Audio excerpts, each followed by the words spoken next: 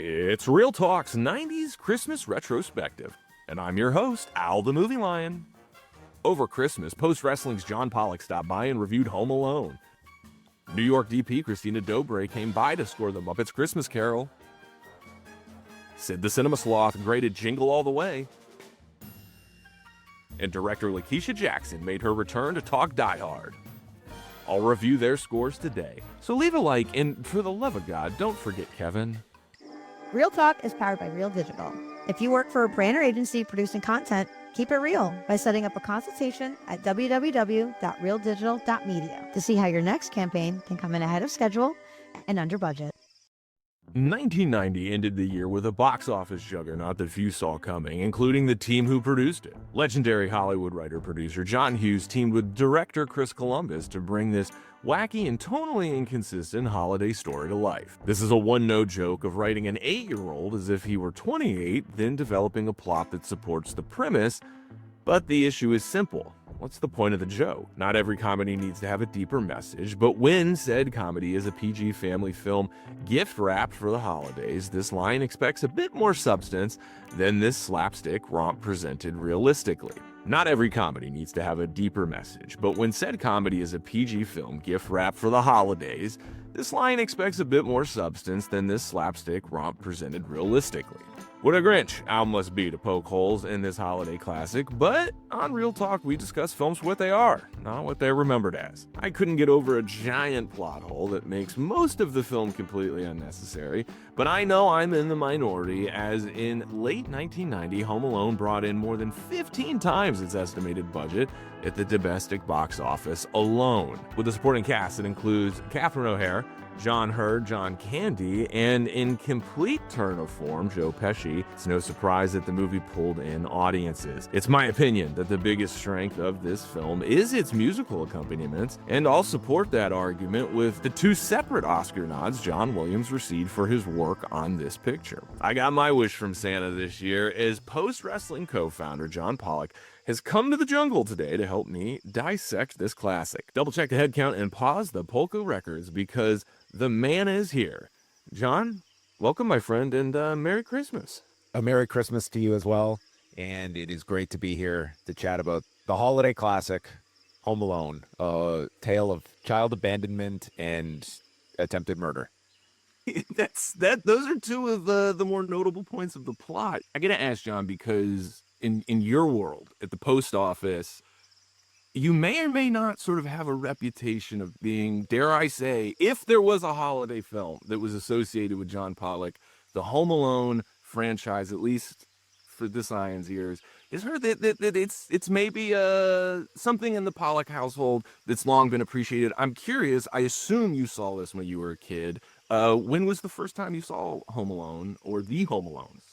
So this came out in 1990, and while I did not see it in the movie theater, I would have been 6 years old when this came. However, when this initially aired on pay-per-view, when you could buy movies on pay-per-view, my mom came home one day from school where she worked as a teacher, and she brought a VHS that one of her colleagues had taped, and it included the first half of the tape was Silence of the Lambs, and the second half of the tape was Home Alone.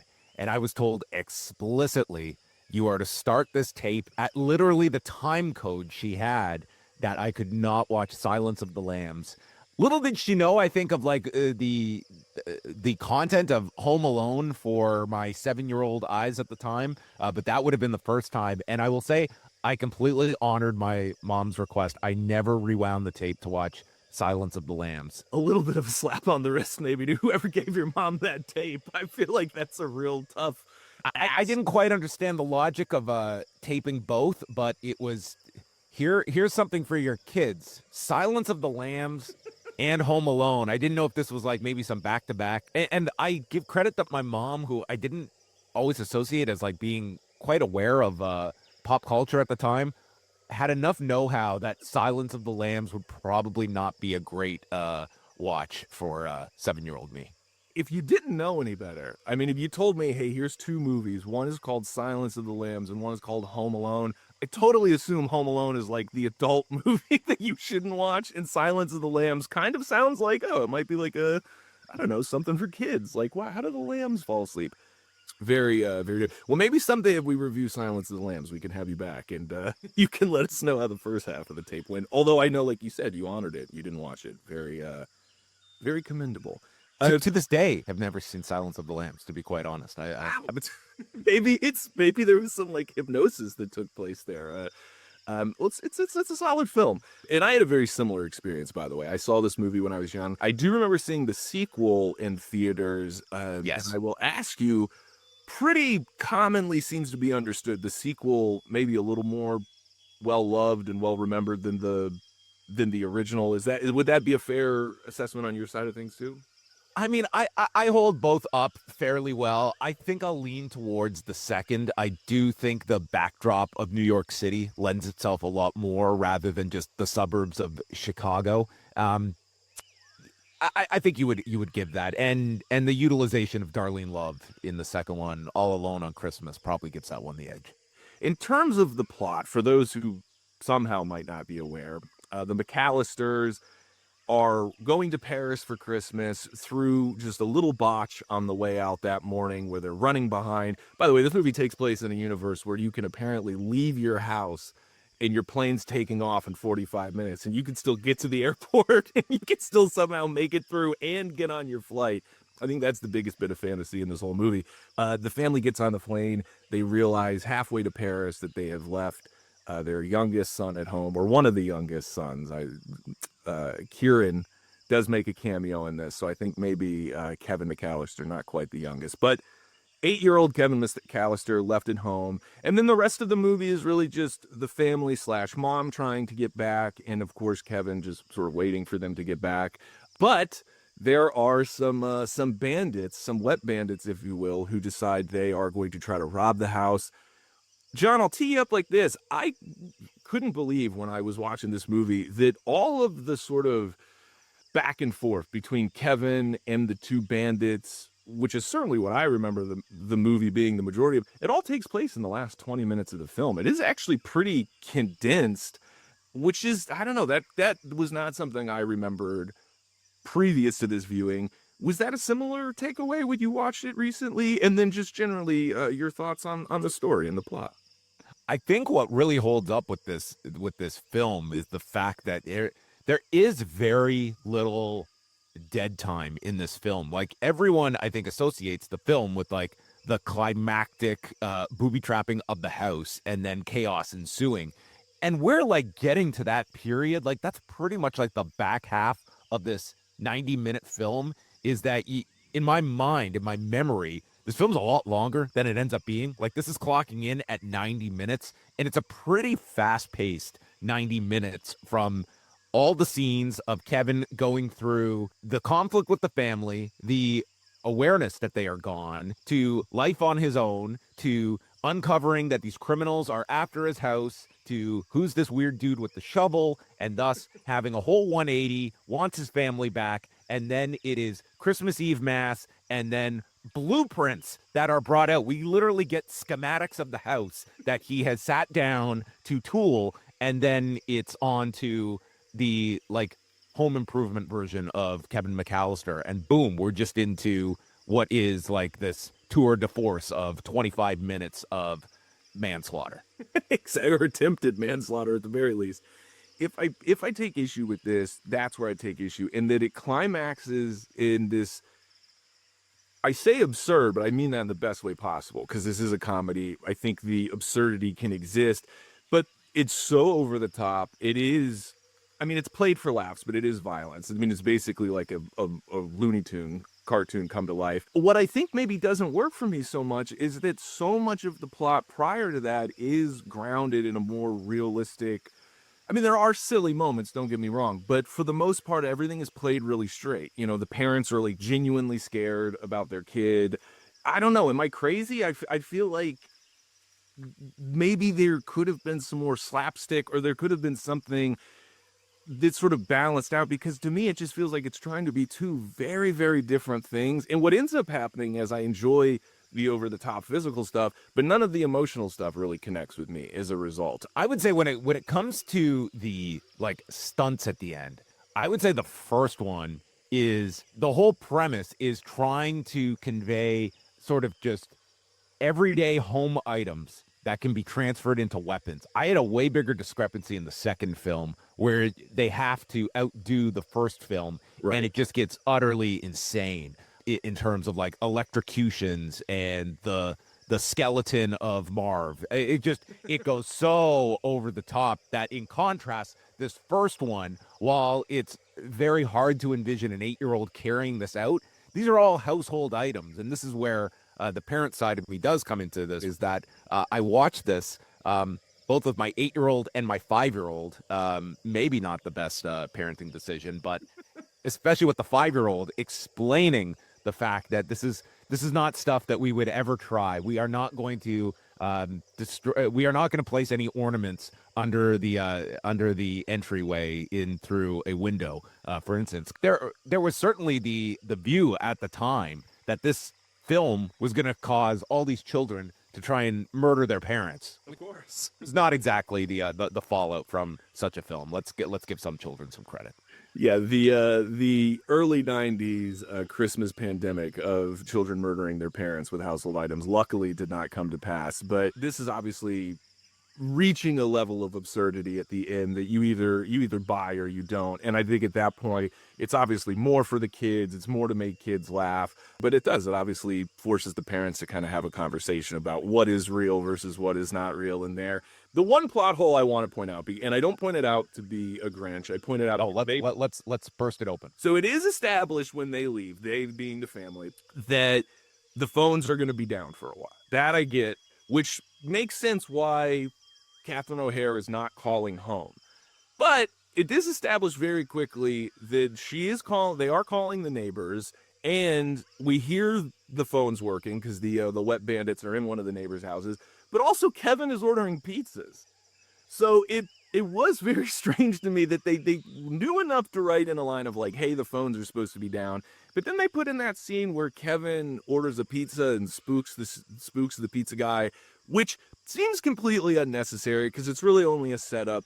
So when he uses the gag again later, did I miss something? Because I feel like you cut that little bit out where he orders pizza, and all of a sudden this is a much tighter plot. That's a valid one of the phone. That's one I've never heard that one brought up, and you're right. It really is condensed to the one scene where he orders the pizza that establishes that the phones are being used outside of like the answering machine when the wet bandits are across the street. However, that scene where the pizza delivery guy is being brought, and this is Kevin playing the black and white film, Angel, right, whatever it's called. Mm-hmm. If we play this out, okay, first of all, this movie with a different like score, it's like The Good Son. Okay, you can make this into The Good Son with some of these scenes. If we extend this scene, the pizza delivery guy delivers the pizza, and he is of the belief that he is nearly off in like a gangland style shoot 'em up in this home, runs off to his car. How does this scene continue with the pizza delivery guy?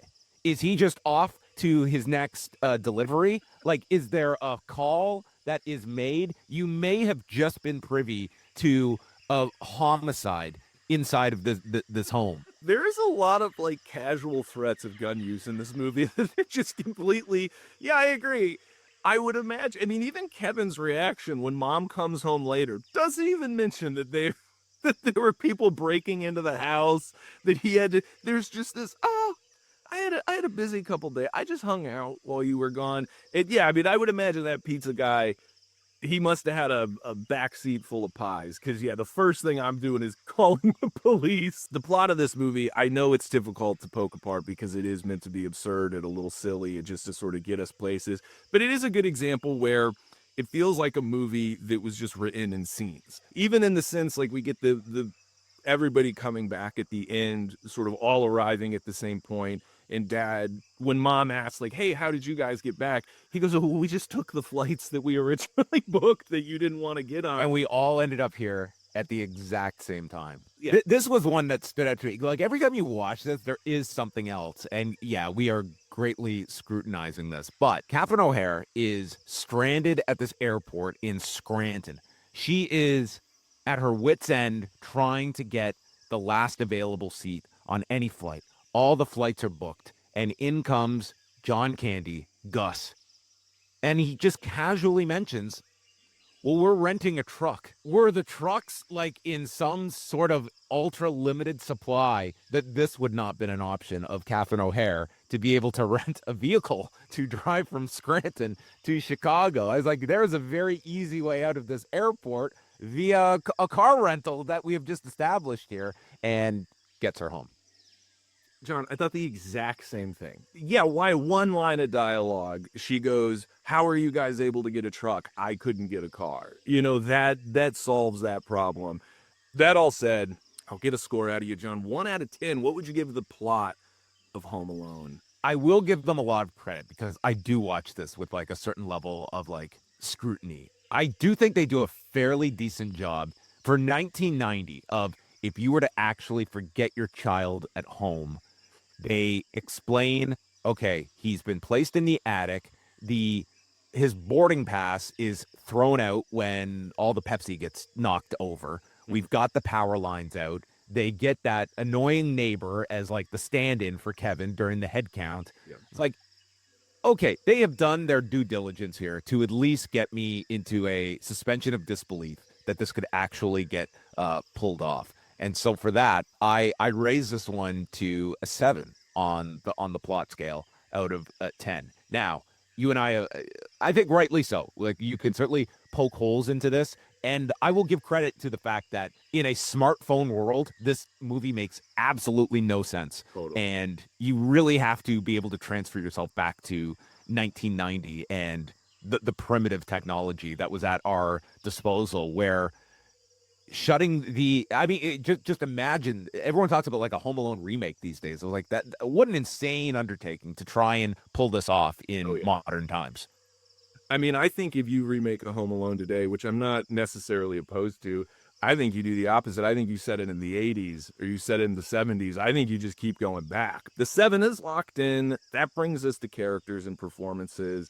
Pretty iconic performance by Mr. Macaulay Culkin playing an 8-year-old Kevin. I, again, grew up in a world where Macaulay Culkin is just a household name and a movie star. I don't really remember a world pre-Macaulay Culkin. It's just sort of this was the first like movie star that I was familiar with. Like, Macaulay Culkin is the first like actor I associate in my memory of seeing someone on in a film. Like, this is one of the earlier like non-animated films I've seen. Is there something to the rub that Macaulay Culkin gets in this movie? I mean, he's sharing the screen with Joe Pesci. He never has a scene with John Candy, but John Candy obviously bringing in the audience. Catherine O'Hare, not as big as a star as she would become, but obviously a very established talent at this point. I think there's some of that. I think certainly, like, I think for an 8-year-old, this is like he's just so cool in this film. You know what I mean? Like, he's not just, like, it's really this mastermind that pulls this off, but it's also like hanging in these scenes with Joe Pesci or Daniel Stern. That, like, this is a pretty incredible cast when you look at it in hindsight of like just the fact Goodfellas comes out 2 months before this film. So you've got Joe Pesci in Goodfellas and Home Alone. And I would have loved to get like the insight of Joe Pesci of signing on for this role, because you would have thought like this is so outside of his depth, like playing a cartoon villain. And he, in many ways, I think it's Joe Pesci that makes this film in so many ways. I couldn't agree more. I think when I talked earlier about this sort of balance, the tonal balance, he gets it. He's somehow able to just be this threatening guy, mobster. That's what we know him as. Obviously at this point, he's 10 years removed from a raging bull. So again, Joe Pesci is known for being the gangster's gangster, the gritty guy. Obviously, like you said, Goodfellas right around the corner, which is totally career-defining role. But at this point, people know who Joe Pesci is, and I think he's able to come in with that sort of the aura of the gangster, the aura of the threat, but he's just always playing it as like kind of annoyed, always sort of a step behind, always trying to figure things out. I mean, there's just a comedic nature that he's able to bring to the position of the character as opposed to just necessarily the performance. And I think there's a lesson there, because by positioning him as sort of always being a step behind, but kind of being in control, that's the comedy. And then he can just kind of play it straight. Whereas you take someone like Catherine O'Hare, who's really in a difficult position because she doesn't ever get to be funny. No, she's like the straight woman in the whole film. Like she is like who everyone plays off, whether it's Uncle Frank, whether it's even like John Hurd's character. It's like she is your June Cleaver thrown into chaos here. And yeah, totally like against type of what you would associate a Catherine O'Hara, but in many ways probably like her most famous role. How shall I say this? The parental fear, the concern is all on her. She's the one reminding the audience, hey, this is a bad situation. Like, hey, we're supposed to be worried here. Because when we're hanging out with Kevin, he's having a pretty good time. I mean, he's asking for Santa. He's asking Santa for his family to come home, which is sweet. But for the most part, I mean, he's Bugs Bunny. Like, he's clearly holding it down. Like, he's ordering pizza, going shopping, like doing some networking in the community. The father, he's pretty okay and relaxed about this whole situation. Like, I don't know if you've gone down like the Home Alone rabbit holes of like the theories that like this movie could have been all changed and Peter is the one behind this whole thing. He is the guy that ultimately throws out Kevin's passport. Yeah. He is nonplussed when the discovery is made about Kevin. He's like, he's like, okay, well, are we going to ruin our vacation over this? I mean, it's a couple of days. He's like, we got 20 kids. Who cares if one goes missing? Yeah, he is. You want to wait at the airport for 24 hours? We're going to go to the hotel. We're going to get something to eat. You know what I mean? Like, Peter's okay. It's like, I've got kids to spare. And what does this guy do for a living? Like, this is a wealthy family. What is, where is the income derived from these two? Again, I am a lion. I do not have any offspring as of yet, let alone a dozen of them, which is kind of a cat thing. So maybe, fingers crossed, that might happen. These family members are like rotten. I mean, when this movie starts, like everybody is talking to Kevin as if he's 30 years old, is like an alcoholic, like crashed the van through the front of the house. I mean, at one point, I think his uncle calls him a disease. Yeah, you can go one of two ways here, that this is such a close-knit family that there are no guardrails when it comes to filters around your nephews, your cousins.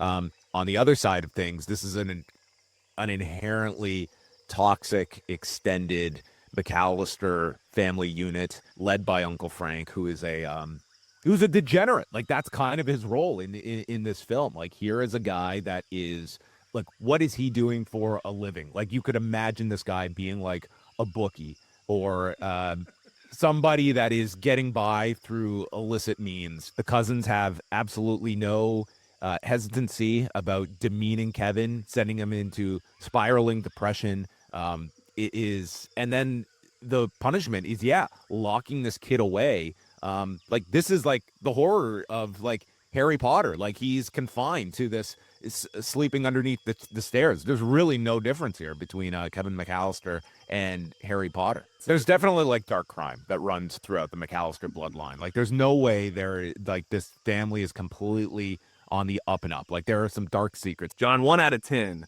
what would you give the characters and performances in Home Alone? Oh boy. I'm gonna go a solid 8, and that's really off the back of Joe Pesci, who I think is fantastic.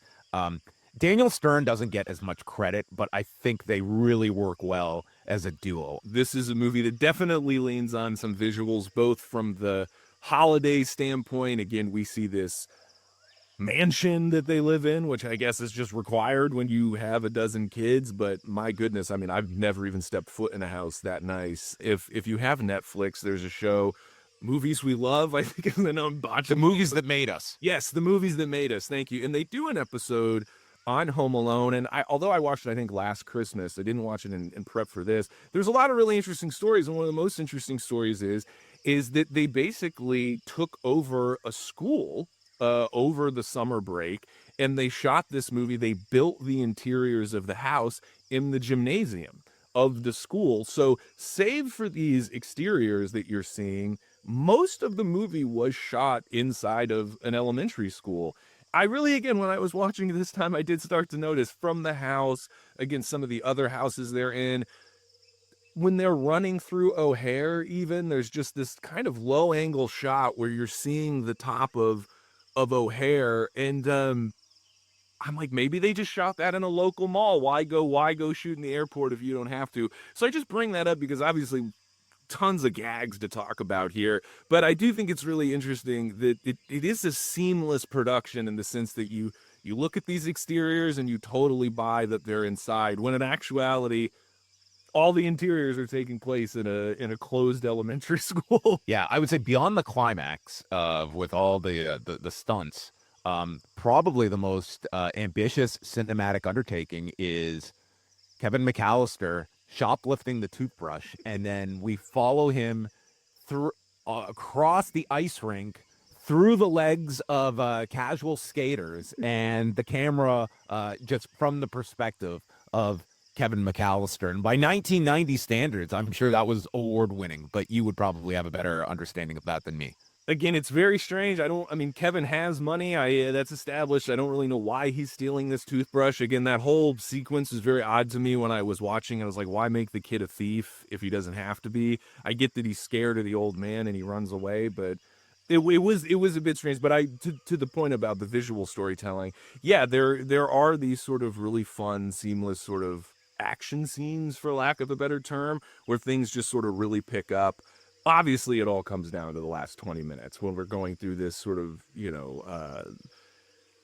I keep using the term Looney Tunes, but this sort of Looney Tunes-esque sequence. I'll just ask you again, if you and your partner Way were doing a post show of Home Alone, is there one spot that maybe stands out the most in terms of, ooh, which would be the cringiest, hardest spot to watch in a wrestling match if they were using all of the spots that Kevin used in this? You know, sometimes it's the most simple stunt, but also the most like realistic that the viewer at home could at least semi-sympathize with.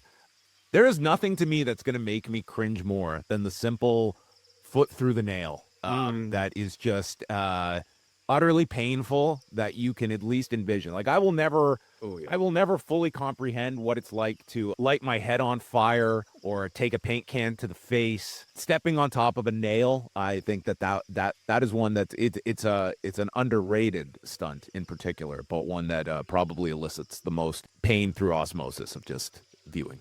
Totally agree with you there. I think that takes the cake for me. And again, everybody gets home at the end. Kevin, look, you hung up the stockings. Everything looks great. All I was thinking, wait until they go in the basement and they see there's like tar everywhere. Like there was. He did a remarkable job of cleaning the main area, but you're right. Like the basement, we have not seen. He misses the gold tooth, and Buzz's room is just left for the punchline at the end to close the film. There is a dark side of everyone, though, that, let's be honest, there are parts of the film in those last 20 minutes, you're kind of rooting for them to catch Kevin, are you not? Like, there is a little part of, like, will the cat catch the mouse, and what would happen? And they do tease it with you, and we learned he was going to have his fingers chewed off. We get the shovel murderer to his rescue. A little bit of cannibalism in there for you, John, bringing it back to the Silence of the Lambs. This film is PG by like the slightest of margins. Yeah. There is a alternate cut of this film that is there for the taking for someone creative out there. That said, let me ask you, 1 out of 10 visual storytelling, what would you give it, John? I feel like this should be a high ranking. I'm only going to go 6 on this one. You know, I think it is like I think some of the choreography is like it's really like well done, but like visually, like this is this closer to a James Cameron film, or is this closer to a Kevin Smith film? And I go the latter on this one. So I'm gonna go 6 on visuals. That brings us to use of sound. We've mentioned it already. This, in addition to all the other legends that are involved with this movie, Mr. John Williams, maybe the most legendary film composer of all film composers, was at the reins of this. And boy, is it a good score. And it's right out of the gate. I mean, you hear the score of this movie before you see anything. And that was also something that I didn't really remember upon this viewing. I mean, this is like almost like a classic superhero movie, in that you start with this instantly recognizable theme. And I would argue that a lot of the a lot of the memorableness about this movie comes from the soundtrack. 100%. I really think that's what stamps this as a Christmas classic, because there's a couple different scores in here and a couple different reworking of things that are unique to the movie and work really, really well. I'm not going to say the music completely makes the film, but it is so different of a film without John Williams' score attached to it, to the point that anyone that has watched this movie, if you just play like the opening instrumental, the frantic getting ready when they've overslept, the whole sequence during the stunts, the somber music as he's missing his mother, like just all of these songs are so iconically attached to this film that I can't imagine the film without these pieces of music that are just so complement the varying tone of this film. And again, like, this could be such a different film if you don't have the right music to sort of underscore it. I think it's so key. This is going to be my highest ranking. Full 10 out of 10 on the score. The 10 is locked in, and I couldn't agree more. I mean, I think that what I mentioned earlier in terms of what Catherine O'Hara is tasked with, it's sort of being this like sincere emotional barometer. The music is doing that throughout the entire movie. I mean, it really does elevate this film. I think that when people watch it, they walk away from it. And I don't want to say, this sounds condescending to say they think it's better than it is, but I think with a different soundtrack, maybe without a legend like John Williams at the helm, I don't think this movie achieves what it does. The other thing I wanted to mention that I thought was a fun sort of story that I recently heard while filming the tarantula scene, when our good friend Marv, played by Daniel Stern, was a little concerned about this scene where he had to have a tarantula on his face, and he asked the tarantula wrangler, like, hey, do I need to worry? And the tarantula wrangler said no, not at all. And then they put the bug on his face, and apparently at that point the tarantula wrangler read the script and saw that he was screaming, and he was like, hey, absolutely not. You cannot scream with a tarantula on your face or it'll freak out. So what they end up doing is the footage with the tarantula on his face and Daniel Stern screaming, it is just Daniel Stern sort of miming it. He's not making any noise at all. And then, of course, they just go back and they ADR and a scream later. But it is kind of funny to think about Daniel Stern on set filming that, just basically yawning as he has this spider crawling across his face. Yeah, these would be the screams of one Marv Merchants. Merchants? Okay. So Mr. Lime and Mr. Merchants. Harry Lime and Marv Merchants. Take Correct. that, IMDb. That must be from the novelized version, because, I didn't. Pet tarantula. Would that be something that 14-year-old you would maybe be given by, like, this poisonous, venomous tarantula? Sure, our teenager can get a tarantula. Yeah. And we'll leave it unattended for a trip to Paris. It's got a lid on there. It's fine. It's totally fine.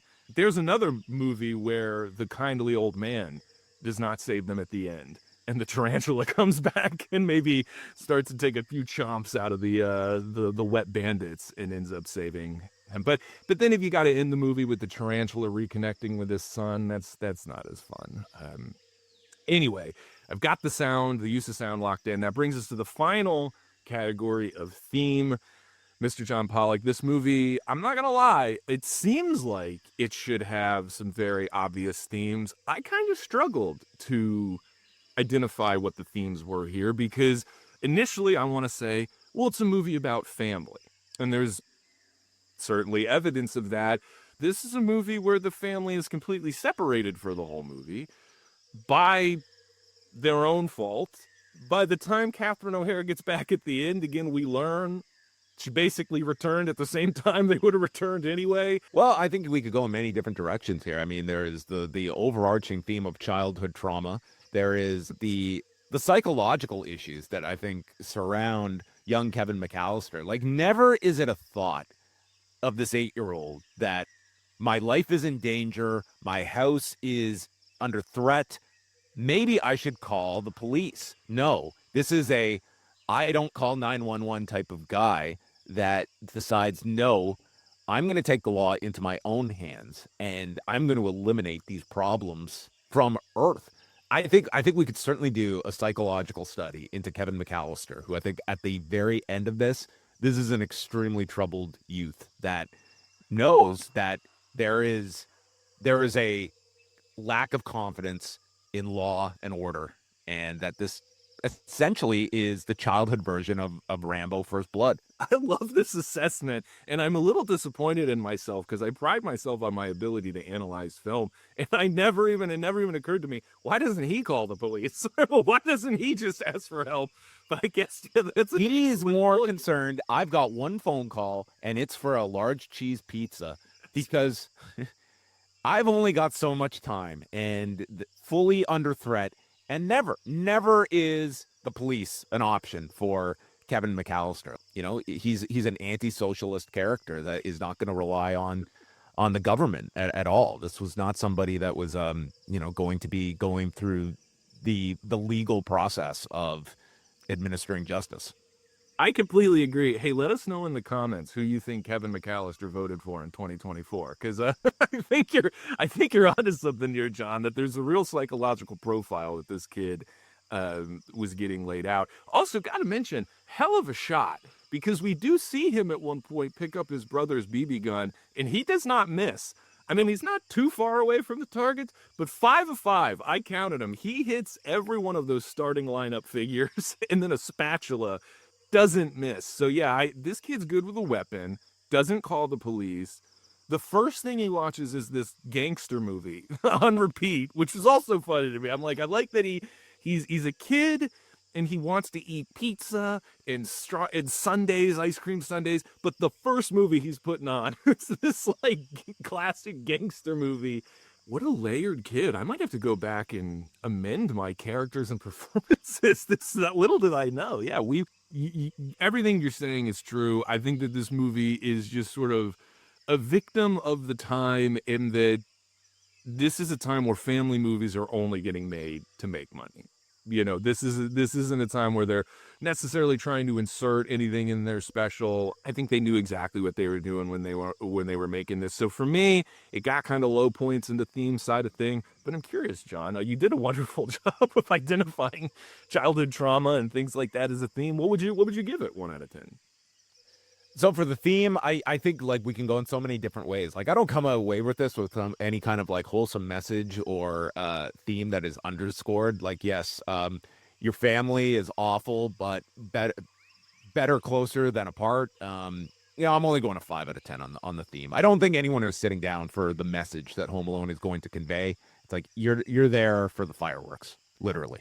I think it thematically, it's sort of the opposite of like a PSA or like a Lifetime movie. As you mentioned, you're showing this movie to your kids and then having to explain to them what not to do afterwards. This is not a movie you're putting on to like teach your kids a lesson, which again, for a holiday film, totally fine. Why not just bring everybody around the TV and have stuff you can laugh at? And I do have a total for you then, Mr. Pollack. You gave the plot is 7, the characters and performances an 8, the visual storytelling is 6, the use of sound a 10, and the themes a 5, for a total of 72 out of 100. That's like a B. That's like a solid B. You could give it a B minus, a B plus. I think a B is a fair one. I think this has high rewatch value. Like, I don't think it's an exaggeration. This is probably the film I've rewatched the most times in my life. I'm not a film rewatcher, but I will watch this usually once a year. So you did get my one viewing in this year. I think that's where it holds up. I think by the end of this, I do feel Home Alone 2 maybe, like, it does, it takes a lot of the first one. It enhances everything.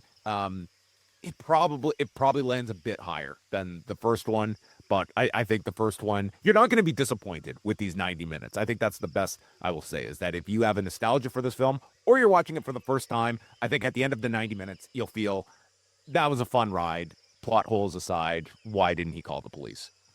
Right. And let's face it, I think part of the fun of a family movie, and this isn't me kind of making an excuse, but you're not going to put on There Will Be Blood. You're not going to put on a movie where everybody's silent because they're so riveted. You got to put on a movie people can talk during, people can make jokes. You got to put on a movie where, Aunt Sally isn't going to be asking, wait, who is that? How did that happen? This is a movie that's really easy to follow. It might not make sense at all time, but it's always just trying to, again, spark some sort of reaction scene for scene. And I don't know that I would celebrate that in other movies, but with a family sort of holiday picture, I do think it's a little more excusable. I got to ask you, though, before I reveal my score, is it an automatic back-to-back watch? When you watch Home Alone 1, do you go right into Home Alone 2, or are they separated at all? So I watched this one this past weekend with both my kids. My youngest son went through a spell where he watched Home Alone 1 and 2 nonstop for like 4 months a few years ago. So he got back into it this past weekend. We watched it, and both of them now want to watch Home Alone 2. So that's sort of an indication they are ready to dive into the second one. So that might be some viewing this weekend of Home Alone 2. So I will watch it. In terms of just sitting for a back-to-back watch, no, I need a proverbial cigarette in between the two to get from one to the other. You do need some time and space. I can imagine. And also lock up the toolbox, John. If the little one is doing 4 months straight of watching Home Alone, you got to keep an eye on him. Okay, make sure you bring him with you everywhere you go. Don't leave him home alone. How about this one before you reveal the score? Okay, what is the spinoff that you would most be intrigued by? Okay, the Wet Bandits in prison after this arrest. Kate McAllister, Catherine O'Hara, underground insider trader. John Hurd, Peter McAllister. You definitely know like the dark arts of politics, some kind of mob ties. Buzz McAllister, I think straight up a spinoff on him, or Uncle Frank the Bookie. I mean, what is the spinoff that you are spending to go see a production of? Here's what I'm gonna do. I'm gonna say you take your uncle, you take Buzz, you give them a buddy adventure that ends with them somehow ending up robbing a house over the holidays where they are being attacked by a young child. I think we take those two characters and we spin them off into a movie where they organically become their own version of the Wet Bandits. Because I'm still waiting for Buzz to get his. That guy's a jerk for no reason. And maybe his tarantula getting away is supposed to be the icing on the cake, but I think I like that one the most. Is there one that stands out to you, John? Maybe a Wet Bandit sequel is the one we're most excited for. I think it would have to be a much darker film to put the Wet Bandits in prison and how they reemerge 2 years later as the Sticky Bandits. I think there's certainly plenty to explore with Peter McAllister. I would say. I think you could definitely go several routes here of spin-off characters when it comes to the ensemble cast.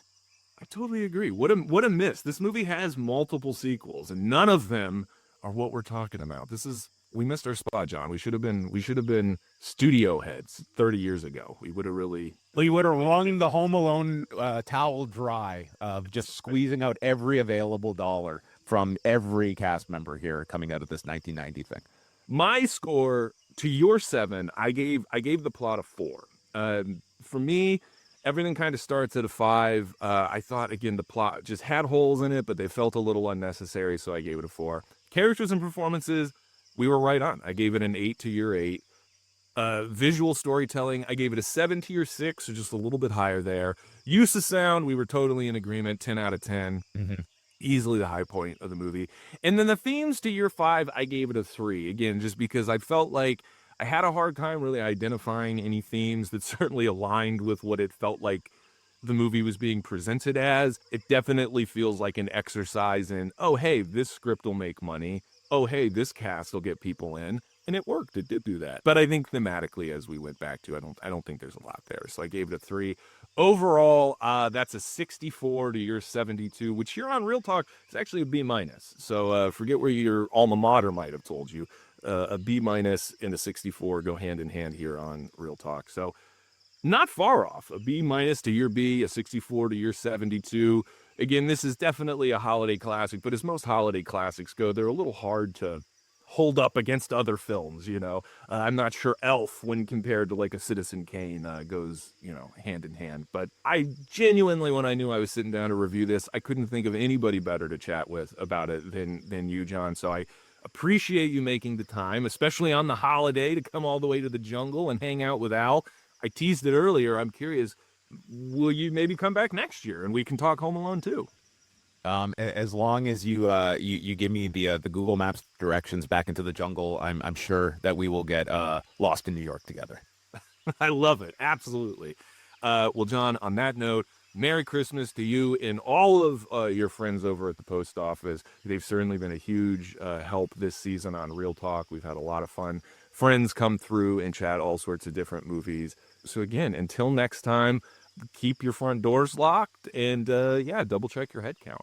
Platinum Plastic isn't just a proud sponsor of Real Talk, they're also the home for all our new designs and merchandise. Follow Platinum Plastic on Redbubble to see all our A+ gear. That's Platinum Plastic on Redbubble for all your Real Talk merch.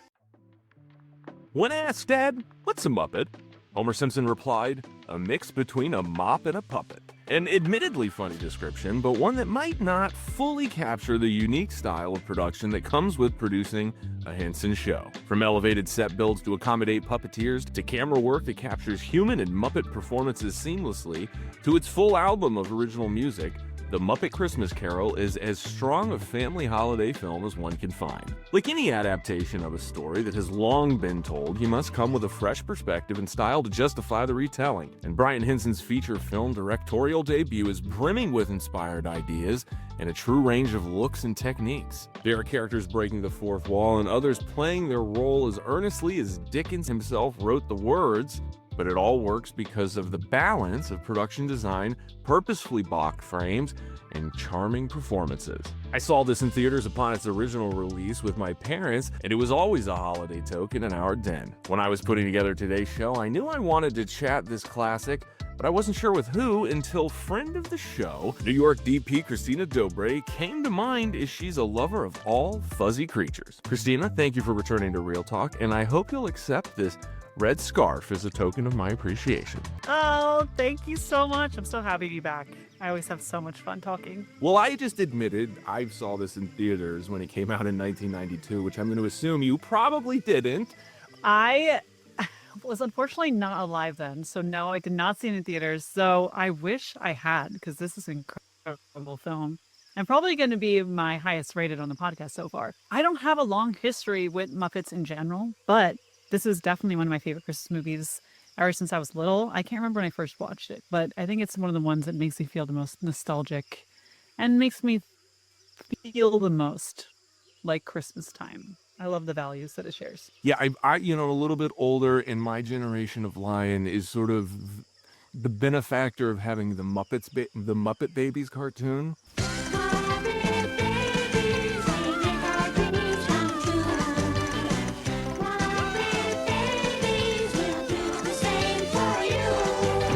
Which was a big staple of my childhood. So I feel like by the time we were a little bit older, the Muppet movies were kind of I don't know, just something you were always waiting for the next one. But no doubt, this is probably easily my favorite of all the Muppet movies, and was the one that was most consistently watched in my household. So anyway, I was just telling my partner that we should check out the Muppet universe more often, because I haven't seen all the rest of the ones. But just this podcast reminded me, like, why not? Why haven't I? Absolutely. No, the Muppets Take Manhattan, especially as someone who I know you and your partner are quite familiar with the city, so you should definitely check. Very relevant. Okay. The On the list. great Muppet Caper, if I'm not mistaken, if I'm not botching that title. That's another top tier one. Those were directed by Jim Henson. And this movie has the distinction of being the first Muppet film directed by Brian Henson, Jim Henson's son. So there is a little bit of sort of passing of the torch. Yeah, a Nepo Muppet, if you will. No. Yeah, that's very silly. I also heard you say that this is his directorial feature debut. That's right, Christina. The Muppet Christmas Carol is his first directorial credit. After that, he goes on to do the TV series Dinosaurs. It looks like he did 3 episodes. The Muppet Treasure Island he then directs. After that, we have those are just some clips. The Wobulous World of Dr. Seuss, 1 episode. I'm not familiar with that. The Muppets Tonight, which again, that's a really fun show. That was sort of a revival of their classic show from the late 90s. That's incredible, actually, as someone that just shot a feature this year. Being his first feature and it being this excellent is really something. When I used to be a personal assistant, when I was a personal assistant, we were working on a pilot for a show, and we were working with the Henson Company and Brian Henson. And what was interesting is that Brian Henson did not have a personal assistant. And so when my boss needed to get on meetings with Mr. Henson, I would call Brian Henson, and then inevitably, because for those who don't understand, this is again just sort of personal assistant stuff. A lot of times you call the other assistant and you're usually just hanging out, kind of making some chit chat until the people are ready to get on the phone. This particular instance, I was just making chit chat with Brian Henson. I would just talk with him, and he was always so sweet and so kind. And I always kind of gushed a little bit of like, That's oh, it's really wonderful. but yeah, he extended an invite to Al that I never took up, and I've always regretted it. Largely because again, I lived on the East Coast and was a poor personal assistant, and I could not make it out to Muppet Land on the West Coast. But yeah, I could confirm he's a really cool guy, and I probably got to talk to him like half a dozen times while we worked on that project together. That's an incredible story. Also, very heartwarming that he was also kind and sweet and invited you there. He was the man. All of that said, you're a vet now. You understand how it goes down on Real Talk. We get into plot first. This is, of course, an adaptation of the Christmas Carol, as it is known. I mean, of course, like you said, I've seen a bunch of different adaptations of Charles Dickens' book, and I think this is also. I think I also watched these films before I read the actual book myself too. Sure. And I feel like it sticks straight to the classic plot. It hits all the main points, and also it captures the feeling and values that it's really trying to express really well. I think with the Muppets playing the characters, it also adds really heartwarming element too that kind of adds to the values it's trying to convey too. So I think it did an excellent job at conveying the plot of the original story. Yeah, and it's amazing how, again, these are, puppets, but you like immediately can connect with them. And I think that there's something to be said for, and we can get maybe more into that in characters and performances, but just in terms of the way the story plays out, it's able to abbreviate things in kind of a humorous way, while still sort of maintaining, this strong emotional connection to the character. You said it best, it's really heartwarming, but like when Tiny Tim is coughing, you're like, oh no, Tiny Tim. So it works. It totally works. And I think a lot of that has to do, again, with Ebenezer Scrooge himself, but I'll reserve that. What I will ask you about while we're here in terms of plot, you are obviously a cinematographer. I think the film does a really good job of sort of experiencing these three journeys and in very kind of tonally different ways. And again, I feel like abbreviating it almost helps with that in many ways, because you can kind of chop it up and you just sort of flow with it a little bit better. But I'm curious, did that hinder your experience at all while you were watching it, inside of the 90 minutes? You talked about watching other versions of A Christmas Carol. Were there any notes that this wasn't able to hit on for you? Man, that's a hard question because, of course, we can talk about more cinematography when we get to visuals. But Sure. I really enjoy the different types of sections that they explore. The different ghosts visually look very different, but I like that about this. I like how they explored the different tones of the characters and ghosts and the story in an original way. So no, I think it just adds to the charm of the film, the way that they decide to go through the plot. Is there anything that you didn't fully hit? No, honestly, I mean, I think that that's what the plot is able to do by, again, I hate to keep using the word abbreviating it, but it's hard to take a great story, chop a bunch of great stuff out of it and be like, yeah, but it's still really good. But this kind of is able to do that where just in terms of story, it does kind of hit all these beats where you are able to have moments of like genuine concern while also feeling moments of warmth and joy. And obviously because it's a Muppets film, I mean, it's a little tongue-in-cheek, so I don't think there's an expectation. Yeah, I honestly asked the question from a scientific perspective to prove that, yeah, this really works, because from a plot perspective, there aren't really a lot of holes. There aren't really any things where I was like, oh, what are they doing here? All of that to say, 1 out of 10, what would you give the plot? Well, to answer, I agree. There really wasn't anything in the film when I watched it through that made me feel like, oh, that didn't really make sense, or like that didn't really work. It all felt cohesive, and like you said, the comedic element and the charm element help kind of alleviate and probably buffer any of those aspects that I might have missed. But plot 1 out of 10, I'm gonna have to give it a 10. The 10 is locked in. I think that's there's, sometimes on these holiday episodes, you could be accused of, oh, there's a little too much holiday cheer going on. I think a very appropriate score. I don't think that there's any extra, I am going to be quite honest with you. There's a lot of holiday films I really do not like, and I think they are cheesily and really poorly done. So I am I'm harsh critic when it comes to holiday Christmas films. There's only a few that I really like watching every year. No, I'm so glad that you let us know that. Okay, well, good. Then we're talking about characters and performances now. This movie has, a really great human performance in the lead from one Michael Caine. A lot of great Muppet performances. My favorite is Gonzo as Charles Dickens himself, who is narrating. I laughed so hard towards the end when Rizzo asked very earnestly, "What about Tiny Tim?" And Gonzo's response is, And Tiny Tim?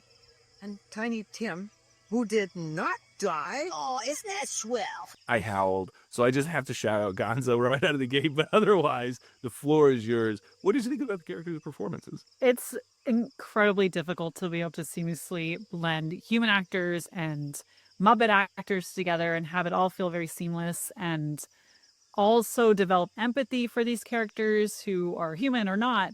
So I thought they did such an excellent job because I feel immediately connected to these Muppets and the lives that they're living. And then I also feel for Scrooge's character, Michael Caine, right? Yeah. Oh, yeah. I also feel for Scrooge's character, Michael Caine. I think he did an excellent job being able to act with these Muppets together. And I'm sure that they had challenging filming situations that he had to deal with Muppets speaking with him, or maybe not, and he's having to speak on a green screen. Like, I'm sure that there was all those things at play. So with that in mind, he did an excellent job, and I think his character arc was really honest. I love the Muppet characters so much. I think they make me just feel very nostalgic. I have such a appreciation for craftsmanship and real, like, hands-on work and practical props like this film does. So I'm just very grateful that they made it. It's like a theater group. Like when they we're gonna do a story, who's gonna play who? You kind of get to figure out, you kind of anticipate. And everybody, I mean, in some regards, when Kermit and Piggy are always married, so there's a couple, they're probably gonna get put in that role. But they really do. They get Piggy always having this sort of over it kind of attitude, a little bit of a diva, you might accuse Miss Piggy of being. But the way she just plays but in this movie it works because she's in this like lower income family. She has 4 kids. She's like, it's like you sympathize with her. And I don't know, I think that. Yeah, I also really love the fact that they break the fourth wall too as the narrators. I think that was such a brilliant choice. I think if they were human narrators, I probably wouldn't fall in love with them as much. Okay. Maybe I just had more empathy for Muppets than I do for humans. But it is easy. Just one, they look adorable and cute. And also, I just feel for them and their story. And I really love that they were able to seamlessly fuse like human characters and Scrooge's family with the Muppet characters together. And they can all be as one, even though they're different, which is also a wonderful little value right there. I think this was, in addition to being Brian Henson's debut to feature film, I think this was Rizzo the Rat's debut feature film. And I will say, in my household, that rat was quoted probably more than scripture during the holiday season. Like, light the lamp, not the rat was said all the time. Just in my mind, like, I can immediately envision this endless loop of Rizzo just like, he falls down the chimney and he's like running on the goose. Like, he's just like, oh, this little kid are hot. But yeah, Gonzo, Rizzo, these are my guys. And yeah, they're the ones with the breaking the fourth wall. They're so funny. They bring such a, like, even when we get to the third ghost and it's the ghost of the future Christmas, and he's scary. Like they're like, oh, we're getting out of here. Like, we'll see you. Yeah. But super relatable. Yeah, but as a kid, that freaked me out. I mean, I was really scared by that, like, Grim Reaper ghost. So even having that little joke in there, I think, again, it's really crucial when you're making a movie like this and you're thinking about the intended audience, which is a range of people. It gets really dark. Kermit, we haven't really touched on, of course, Kermit, really holds it down. He's sort of has to be the every frog in this, and again, really easy to connect with him, really easy to sort of feel for him. Um, Even again, just conveys this confusion when Scrooge comes at the end and is sort of yelling at him for not being at work, and it's shocked how much range there is from something that can't blink and pupils don't move or dilate. Like, it's amazing. It is really amazing because that's when you're watching humans play these characters, you can very easily not feel connected to them. But I think Kermit did an incredible job at pulling us all in and relating to him as people who are not, billionaires all over the world right now. Yeah, I loved his character. I think he was really classic, and he was able to relate to so many people who are experiencing what he's going through. Just think of him sitting on a log playing a banjo. But with that visual in mind, a visual that does not come from this movie, characters and performances, what would you give it 1 out of 10? I really can't think of a reason to give it lower than a 10. Like, there's no reason in my mind to be like, I'm going to give it a 9. Let me take a point off. So I'm going to give it a 10. I think they all around sold it for me, and I was able to really feel for all of these characters. I have to kind of tease that I'll reveal a score later, so I can't tell what mine is. And I am, by the way, I'm going to leave this tease. I'm going to find out before this episode's up what your other favorite Christmas movies are, and I might even poke you to find out some of these Christmas movies you don't like. I know that's not really your style. Christina's not a hater, but I out of general curiosity. But we'll get to that later. But again, I'm literally teasing for later in the episode. But now we're on to visual storytelling. Now we're on to the big guns here. And again, for those who aren't really, you just look at a Muppet movie, you're like, oh, there's puppets and stuff.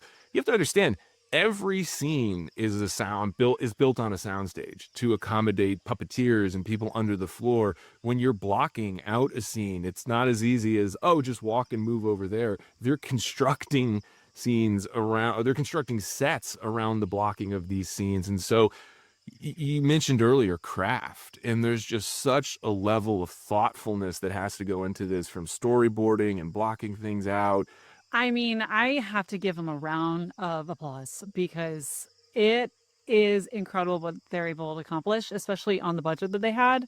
You see films that were made right now in 2025, and they would not be able to pull off what they pulled off. The incredible craftsmanship of the set designs and the production design feels real. And I love a period piece. There's just something about the 1800s that really gets to me. And it looks real, it looks lived in. The city streets look the right proportions to what they should. And also the cinematography, like the camera movement and the lighting style is just gorgeous. I'm actually like, even though this is like a Muppets movie, it's beautifully shot and lit. It feels real, but like emotionally driven in many ways. And I, as a cinematographer, am taking notes in many of the shots of just how they were lit. It looks gorgeous and it feels real, where I think a lot of films these days really fall flat in making it feel emotional but still real. And the fact, like you said, the craftsmen of making these Muppets and somehow being able to shoot this all together and light it all together, but make it feel cohesive with very minimal CGI is really impressive.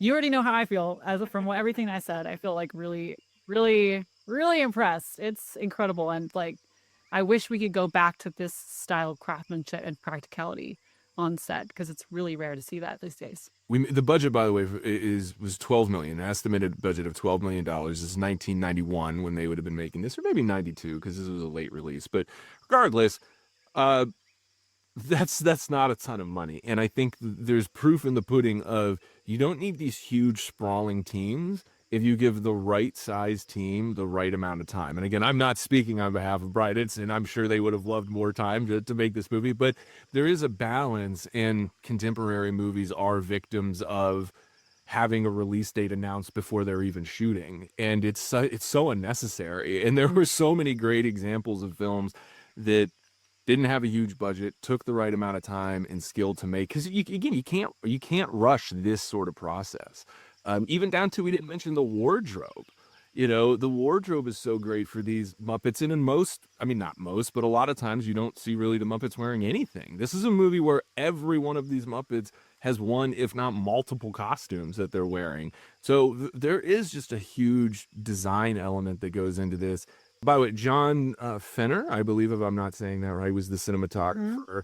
Yeah, so many great, especially when things get a little darker and more twisted, the camera really starts to sort of cant and the horizons start to tilt. Yeah. You can feel like the lighting style in the family's homes are so warm and cozy, and they feel like there's a roaring fire, and you can feel the warmth there. Contrasted to a lot of the Scrooge's space is like his office and his house are just dark. I will shout out like that opening sequence too to the film. Thank you. So excellently done. Yeah, because it really brings you into the village so beautifully, and you have shots from overhead and below of the Muppets, and you're like, how did they make this shot with the Muppets? I can't see anyone like operating the Muppets at all in this shot, but Right. it still like feels really cohesive and real. Like the Muppets feel real, the sets feel real in that sequence, and you're like, wow, like look at this little village. I want to live there. In the film ends on the same shot, but it's this helicopter shot, but it's miniatures, obviously of all these little buildings that they've built. And it's just, yeah, again, it's incredible to think of, again, probably half a dozen people just spending a month or two just building this little village that gets used in these shots that bookend the movies. But I'm so glad you brought that up, because I did forget about it, and that's one of my favorite things. Because I know they're miniatures, and but I'm always looking and squinting and trying to see, but it looks so real. Like it really does. Like the scaling, there's just little quirky, again, architectural distinctions that automatically kind of let you know that this is a Muppet movie, that it's sort of this cartoonish world where things are just a little bit off and different. It's a great example of how far practical props and sets can go, and just using just a little CGI to just elevate it instead of the other way around. Oh, totally agree. Even down to, I kept looking at, there's not a lot, but like any use of fire. Like there's a couple fireplaces, there's a couple like practical candles, and I have to assume you're not using real fire when you're have a bunch of puppets, like, because you don't, that could go wrong in a real hurt. So some of the fireplaces in particular, I really looked at, and again, you could tell that it's probably some sort of cloth or something in there, but it's lit in just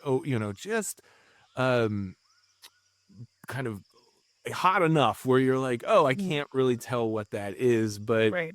yeah, I don't know. It's such a cool looking movie, and one of the reasons, again, it's my favorite Muppet film, because it's really ambitious and all the stuff that it's getting into.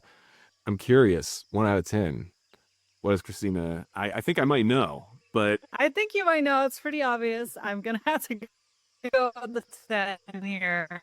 the 10 is locked in. The ghost of Grading Future. Let me know that might be the one. So, but again, a well-deserved 10.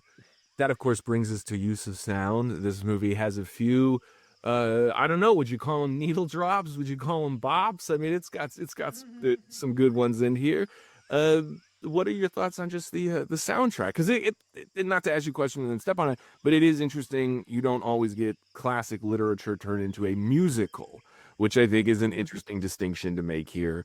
So I don't know, your thoughts on the soundtrack. Everyone has their own thoughts on musicals, but I love them myself. So maybe I am biased. But I thought that they just made everything feel even more cozier and heartwarming. And I loved the ensemble cast of the Muppets all coming together to sing these songs together for us, to us sometimes. It's hard for me to rattle off a bunch of like songs from the Muppet Pantheon that I'm walking around humming or anything. I do think of, like I said, Kermit's the Frog singing about, being green. That's probably the number one. The Muppet Baby theme song, again, has a soft spot in my heart.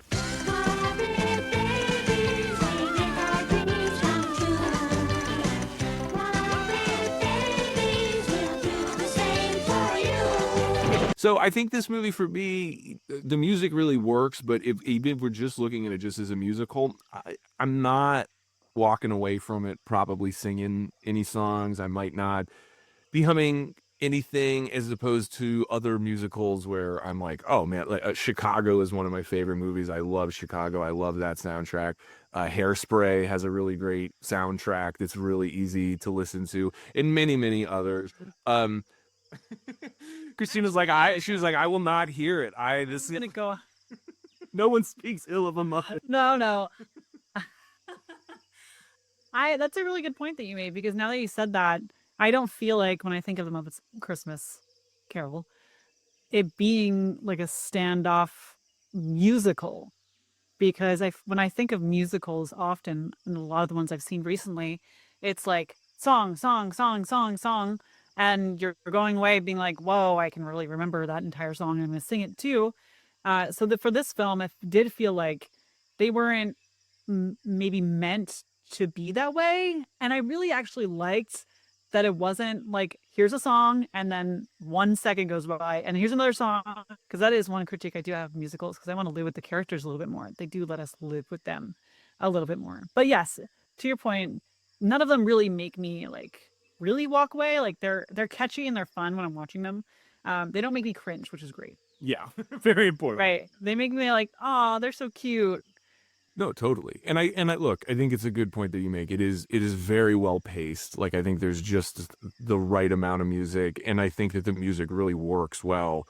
So yeah, like I said, if I have any criticism of the film, that's probably honestly my only real criticism is that yeah, like I said, I don't know. I'm not singing every year at Christmas. I'm not like singing an original song from this movie, which is weird because I watch this movie every year at Christmas and have been doing so for, 33 years now. So it's, hey, shout out to 33, big 33, Christmas, Jesus' birthday. Anyway, sorry. And maybe it's worth mentioning too. I mean, of all the, categories to bring it up in, the Muppets are voices. They're kind of this voiceover work. I know it's performances, but I think that really aids to the sound. Yeah. And again, the ability to absorb these moments.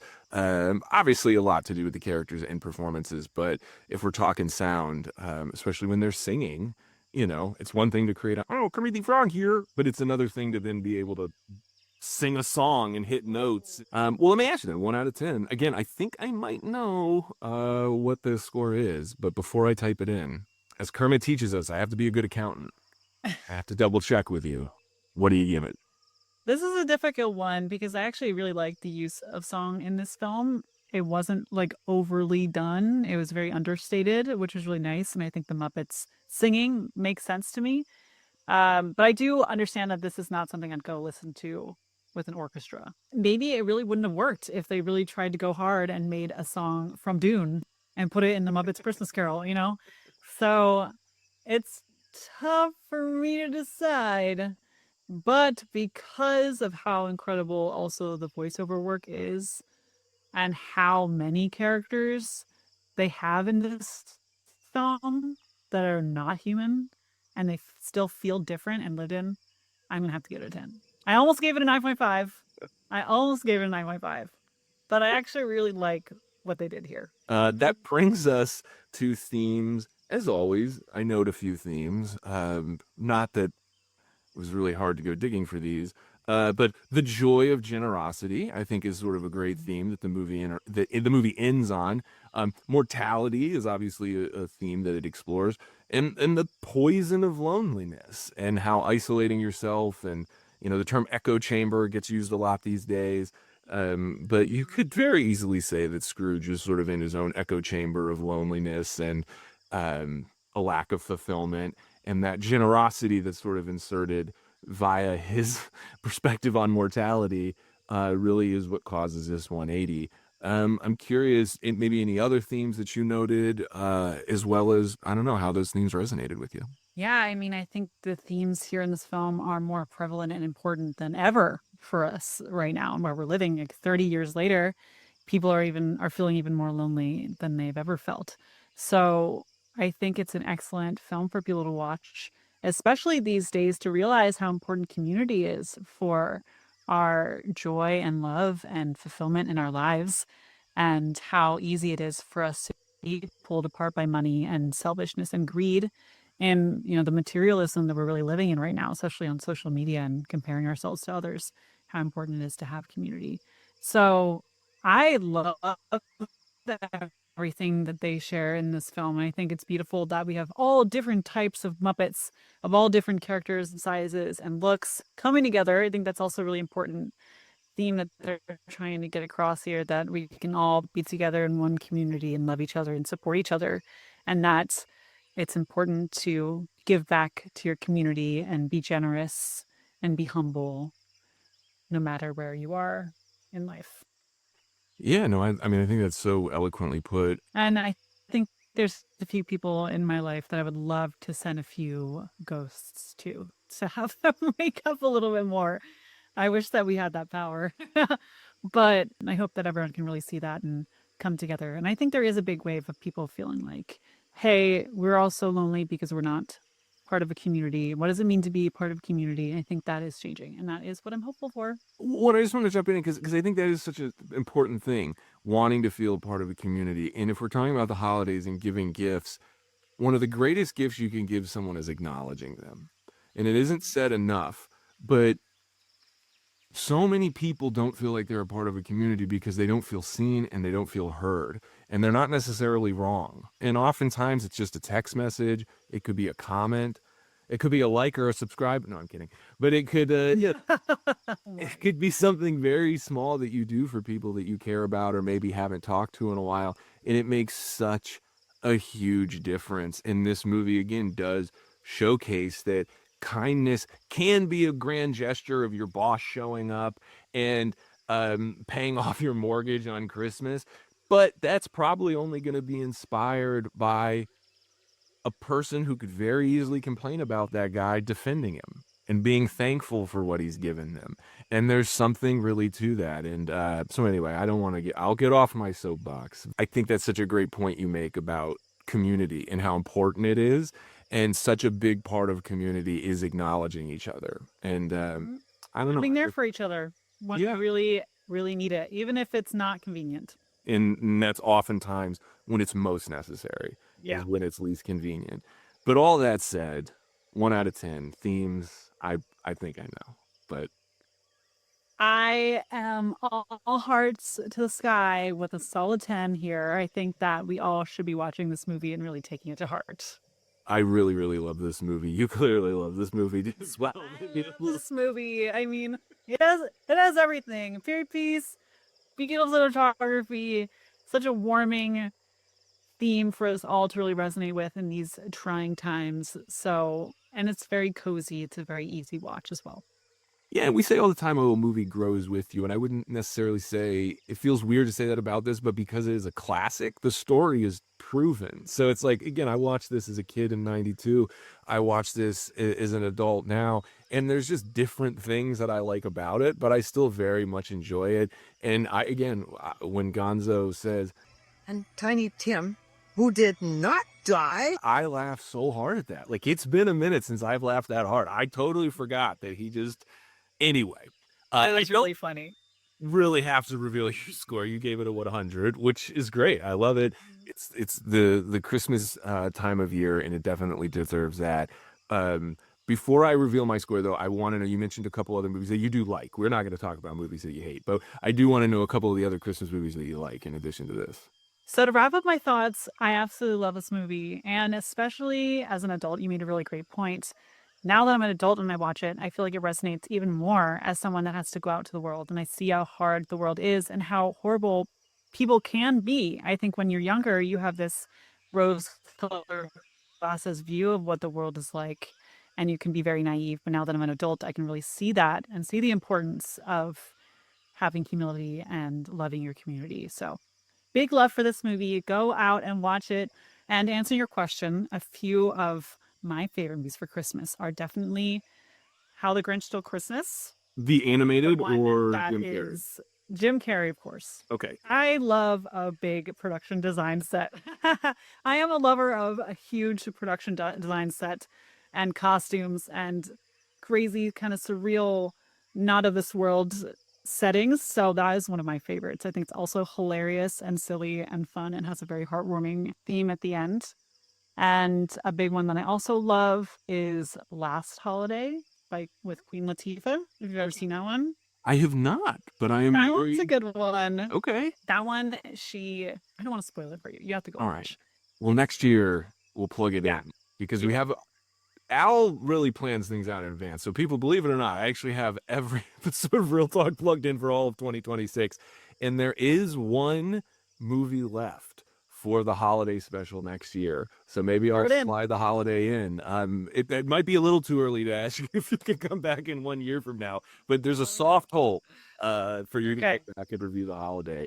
No, I love it. And it's funny, I want to throw this in there because as somebody who is much as a fan of cinema, also a big fan of film criticism. I've always grown up loving At the Movies, and The Grinch was a movie that was like notoriously, I don't want to say hated by critics at the time, but critics in all of their reviews kept talking about how scary it was going to be for kids. I don't know any kids who were scared of this movie. Like, I don't know exactly how old I was when I came out, but I know so many people who grew up loving this movie, and I've always noticed as a critic, never complain about a movie from the perspective of a child unless you really feel that thing because yeah, I don't know, I might enjoy the production design and really like that movie, but it's an interesting thing that again everybody, this is the Who's are too scary, kids are going to be afraid of that. They said the same thing about Jurassic Park. I love Jurassic Park. I was never scared as a kid. I saw that when I was like 6 years old and I was so into it. Yeah, anyway. I was never scared of those films. I thought that they were quirky and goofy, and there was some like, whoa, like there's some like shots that I'm like, ooh, he's kind of creepy, but Right. that's what you're supposed to feel like a little bit. And everything is not reality. It's literally the Grinch. So yeah, I love that one. Well, amazing. I have to reveal my score before I forget. I gave the plot to your 10. I gave it a 9, only because, again, based on a Charles Dickens book, 9, not bad. Characters and performances to your 10, I gave it a 10. Visual storytelling to your 10, I gave it a 10. Use of sound, I did give it a 9, based on what I said earlier. And theme, sort of similarly, I gave it a 9 out of 10, just because, again, it is based on pre-existing material. And like I said, I think a movie to really get a 10 out of 10 in theme sort of has to be an example of what it is. And so, like, if on the set of the Muppet Christmas Carol, like an orphan mortgage was paid, then maybe this would be as 10 of a 10 theme, but it's kind of hard to do when you're, adapting a story that exists. So I gave it a 9. All to say, 94 out of 100, a year 100. Our average was 97, so this is officially right up there with one of the top. In fact, let me look. Malcolm X, ladies and gentlemen, is sitting at the top with 97. So we just tied Malcolm X with the Muppet Christmas Carol. So there is some Christmas cheer for everyone. Christina, I feel like I already soft booked you for next year, so I don't have to ask if you'll come back. But as always, I'm so glad that you came through the jungle, especially for our Christmas special. I feel very fortunate to be friends with your partner who you mentioned earlier. So I hope you both have a lovely holiday and a happy year. Well, thank you so much. It's always a privilege being on this show. I never get to talk about movies. So, and also this movie, I feel like we should all be talking about this movie more. So I'm grateful that we could talk about it together and share a love for practical sets, set design, beautiful films. Love in films. Let's put more love in films. Couldn't agree more. Go to the movies, buy DVDs. People think DVDs are dead. They're not. I just ordered the Begonia DVD last night, guys. The Blu-ray, it's awesome. There's 5 different versions of this movie you can get on DVD and Blu-ray. What? Oh, yeah, I'll send you the link in a I minute. didn't even know that. I love DVDs. I usually thrift them at the thrift store, but I just realized that how am I going to be able to get the new films I love? So Yeah, get out there and order them myself. a lot of the big retailers like a Best Buy, which I don't frequent, not anything against Best Buy, there's not one around me, so I don't go in them often. But I don't know what they carry, if they carry anything. But I do know most films, especially if you go to the site of whoever produced it, which is the case with Begonia. I think it's Paramount off the top of my head. I could be wrong. Sorry, Begonia, if I am. But yeah, like I said, there's 5 different versions. The most, I think it's maybe like $60. There's like the ultra, you get the Blu-ray, you get a DVD, you get I think there's even like a little book that it comes with. It had like a cool case, and they all come with digital downloads now too, which is really cool. So if you buy the DVD, you can very easily. So I just say all that because again, we're all Love it. cinema here. We want people putting their money back into the movies. But enough about all that. Again, Christina, I'm so glad that you could come through. And I'll say this to the listeners. If you enjoyed today's episode, you should really read the book. Boom. Before we jump into the next review, I just wanted to thank you for listening this far, and I ask that you leave a like if you're enjoying the show. And let us know what movies you'd like to hear us score on Real Talk. We're almost certainly on your favorite social media platform, so search Al the Movie Lion wherever you scroll. To some, maybe a vocal few, Jingle All The Way is considered a classic because it's a staple of their holiday movie cycle, but on Real Talk, we don't let a little nostalgia get in the way of seeing a picture for what it is. And you're unlikely to find a 90s Christmas movie that's as overbranded as this celebration of commercializing a holiday. For those already thinking, The Lion missed the point, Jingle All The Way is a satire, not glorification. I'm afraid you're missing some key evidence. The film's villain is a neighbor whose only flaw is loving the hero's wife as much as he does, and said wife does nothing to shut down any of his advances. Like all journeys a hero goes on, there's an object of desire that drives the plot. But what Jingle All The Way lacks is anything resembling heart to reward the hero when he completes his adventure, because in this story, Excalibur is satisfying a child who is completely spoiled. When adjusting for inflation, the $60 million budget would be well over $123 million today. So it's not difficult to speculate why this star sled got made, but unfortunately, the filmmaker's work ages like counterfeit Turbo Man dolls. Maybe there's something I'm missing about the lame gag and objectively dumb plot, so I've called in Sid the Cinema Sloth, who is a lover of Christmas, toys, and a good old action movie star. So let's hear what he thought. Sid, Merry Christmas, and can I get you a little eggnog, my man? Merry Christmas. I would love some eggnog. Do you have a straw? Oh, of course, Sid. We would never. I can't drink it without a straw. I know you're hanging there. You got a claw. Don't worry, we got one of those curly straws, so you don't even have to move. I didn't want to ask, but No, you kidding? that's what I was hoping for. Well, look, this isn't your first time. We know how to accommodate a Sid. We love it, by the way. We love when you're on the show. Thank you for coming back. And Merry Christmas. It's the holidays. Yeah, You made it here.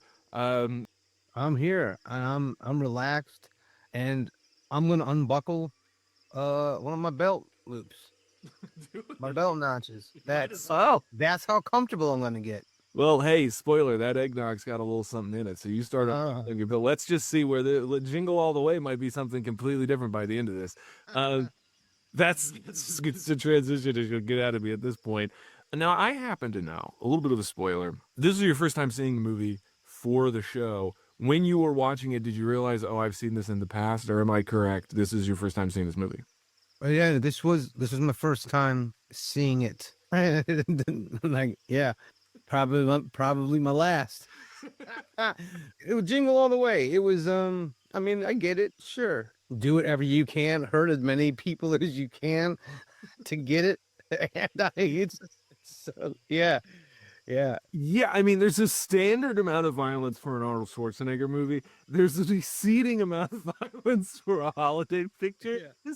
People are just, by any means necessary, is the attitude in this movie. Oh my God, yeah. Well, You just We'll get more into that, but because there's no great epic when I saw this movie for the first time story, Sid, I'm going to ask you, I'm going to put you on the spot. Yeah.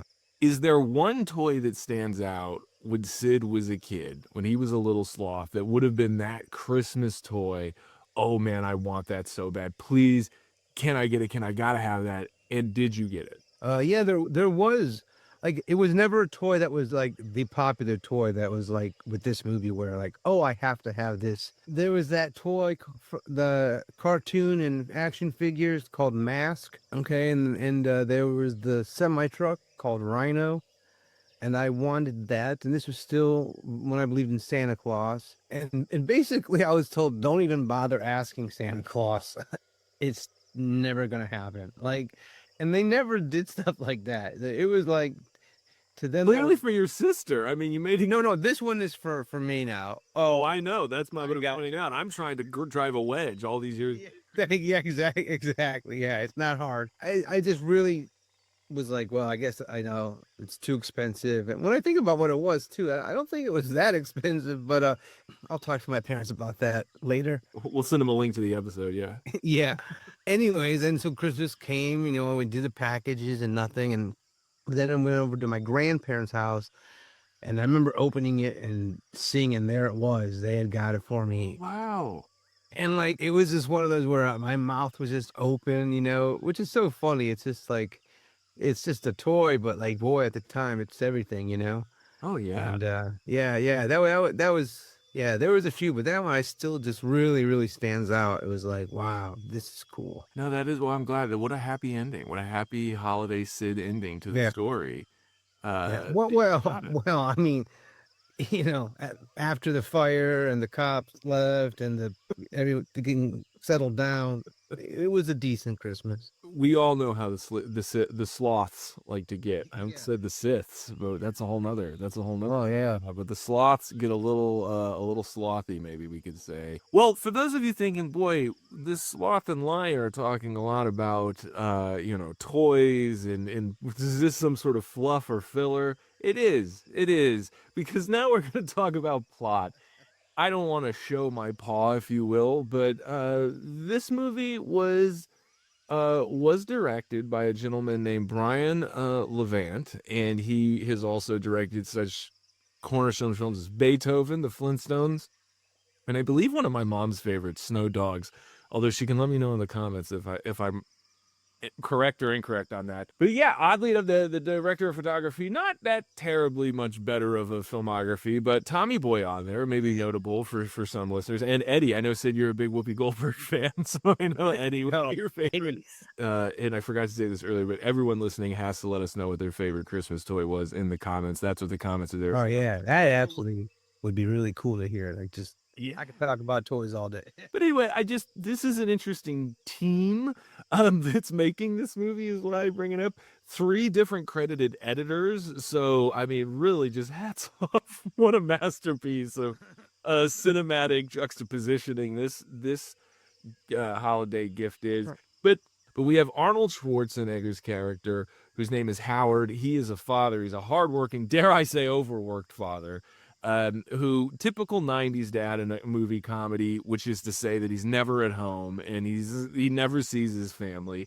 So he misses his son's karate practice where his son gets a purple belt, and to make it up to him, he's promised to get him this toy that he actually told his wife he got weeks ago. Then we go on the longest day in the recorded human history, where he tries to get this toy, and he goes up against his opposition, maybe one bad guy, which is played by Sinbad, Myron, who's a postal worker, and then of course we have the late Phil Hartman, who plays Ted, who is this neighbor who's very much into Arnold's wife.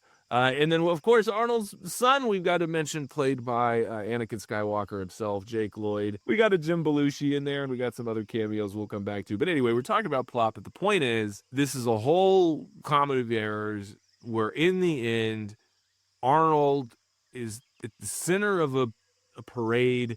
He is donned a costume with the most advanced technology in the history of human creation. Where he flies into the upper orbit of the atmosphere, swoops down, gives his son a special edition toy. So in the end, not only does the boy get the toy, but his dad becomes the hero that the action figure is based on, which allows him to give the toy. I never saw it Evil coming. mailman. Oh, I mean, who could have thought? I mean, this is why he's the chosen one. This is why he was chosen to save, to bring balance to the force. And he gives it away, and although Myron, the mailman, does go to prison for one of many crimes he commits in this, Yeah. we can only assume they've only know about a few of them on this one day. That's how the movie ends, and it ends, again, not with the family hugging, but with a crowd carrying Arnold Schwarzenegger as he's like, rah, rah, rah, like he's just celebrating his victory. Sid, what the fuck is this movie? I remember watching it thinking, wow, if I was a kid like if I saw it as a kid, like yeah, that would be probably a fun movie to watch if you're a kid.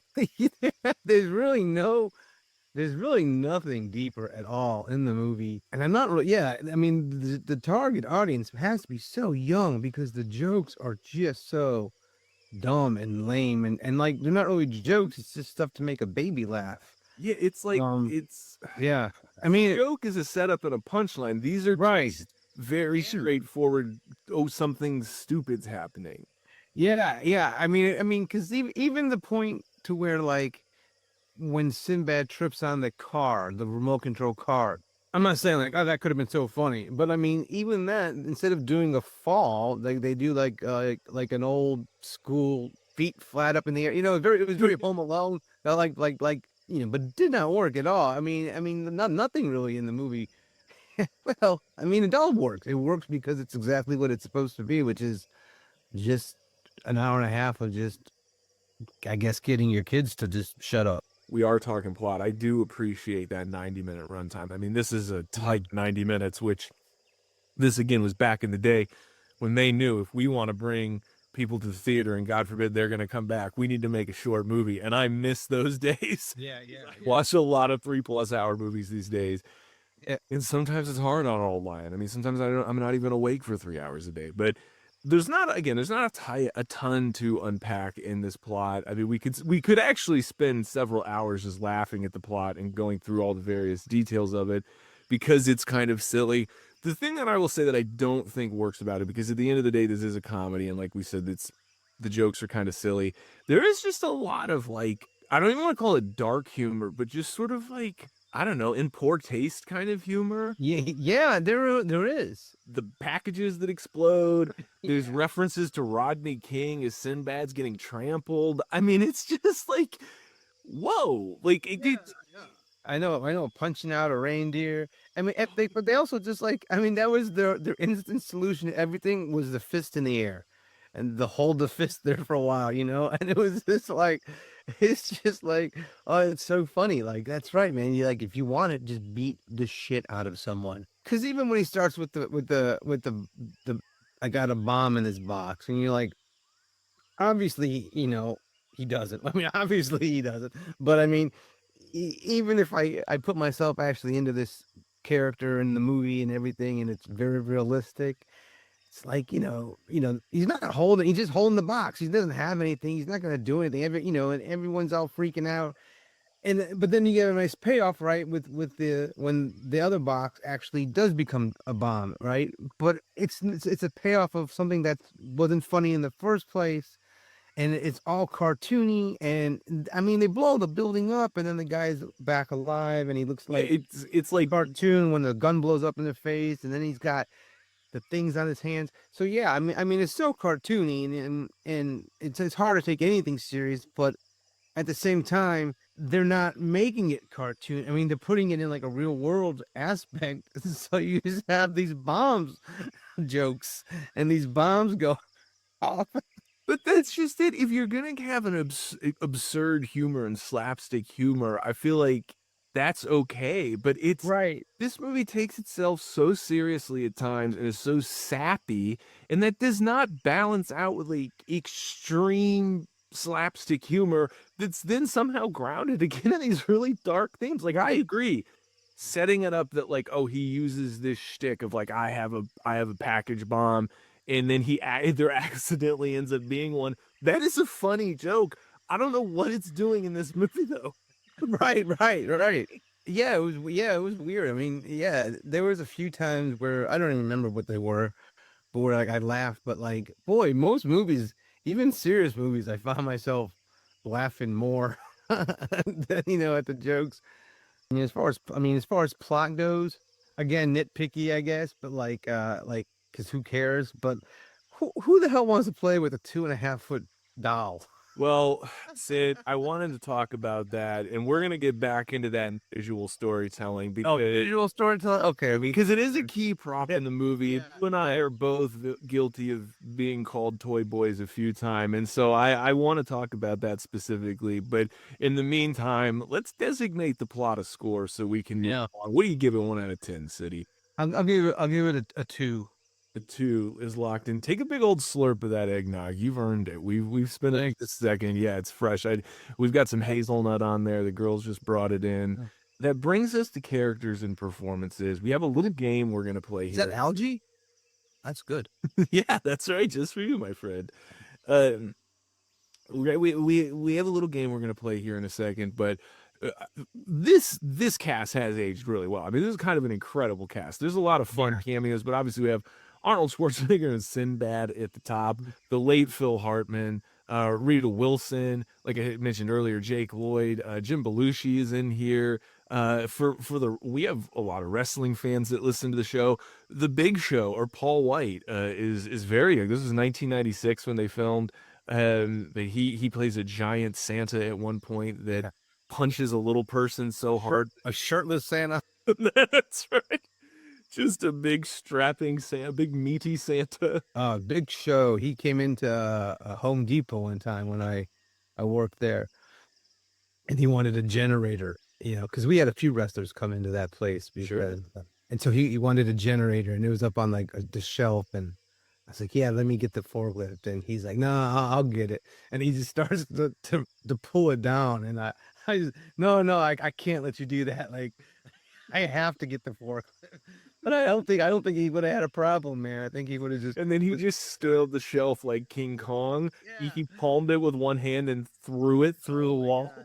It was funny, man. You actually, this is breaking news. Sid the Cinema Sloth may have saved the professional wrestling career of Paul White, because God forbid if he picked, That's right. he could have, something could have gone terribly wrong. Yeah. You're a hero. No, This could have been a different. It's a boring story, but yeah, it could have been a different story. Could have been. And so then the Big Show, he grabs the generator and it falls on him and yeah, this broke both. Yeah.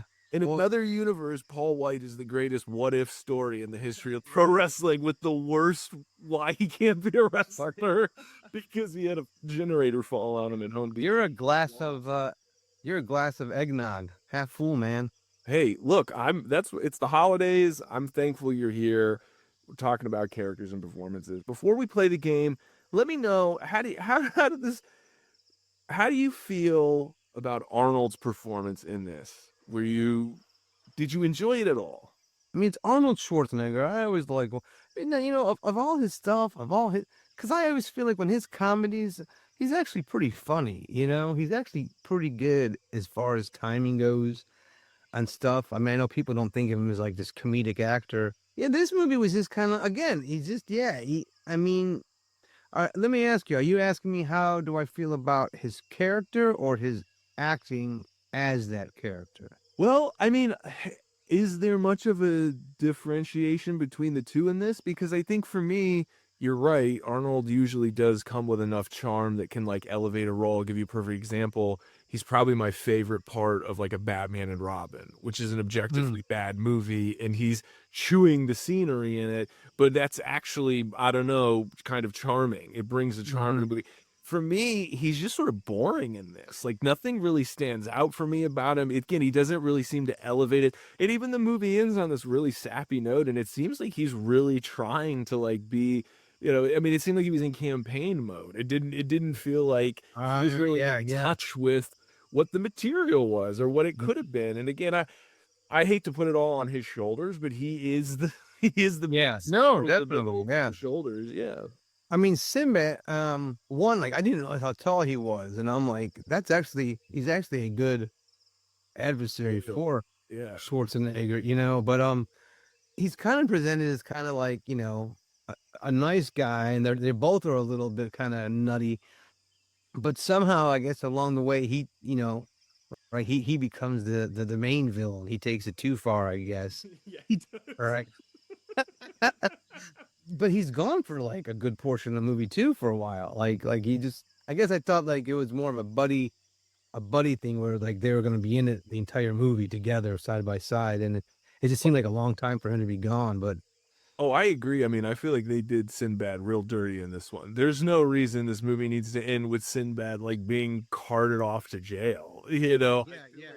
Because the reality is that we joke about like, oh, Sinbad, all the stuff he did in this movie. That was the other. How he deserves to go to jail, but so did Arnold. So But if darn- Arnold breaks into someone's house, lights it on fire, I know, man.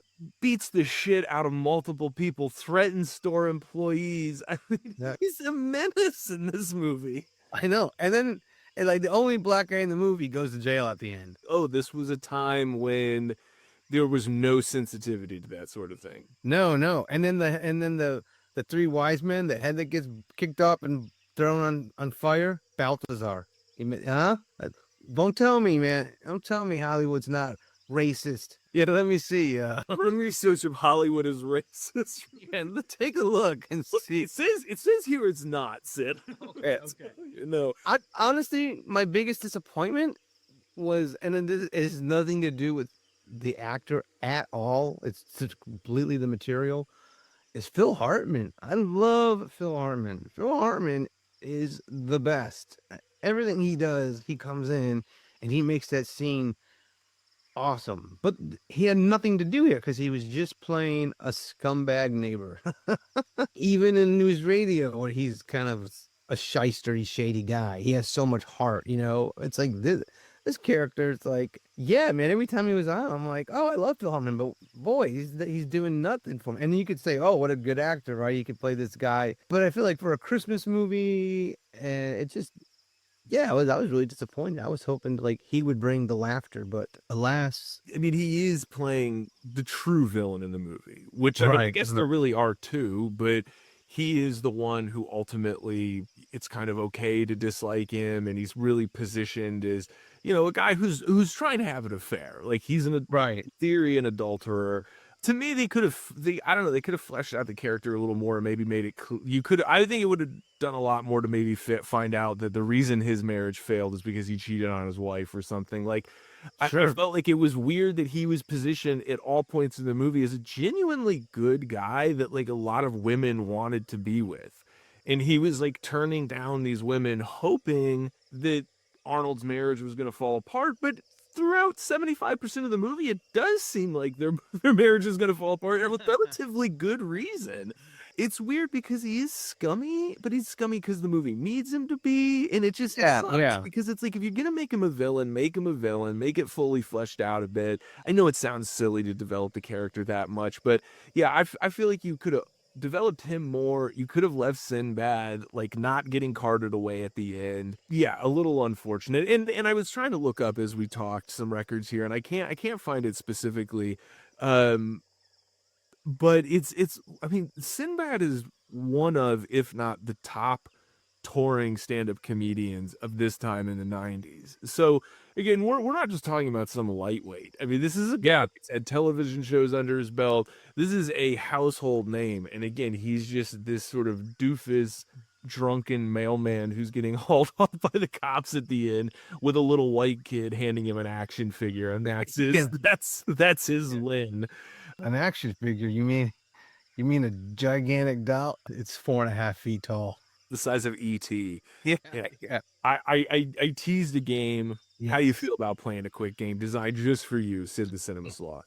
Yeah, I mean, I'm all about it, and normally, I'd be like, oh yeah, I'm gonna do really well because you mentioned what it might be about. But I don't think I'm gonna do well. So let's do it. Let's try it. Sid, I love your confidence as always, but believe me,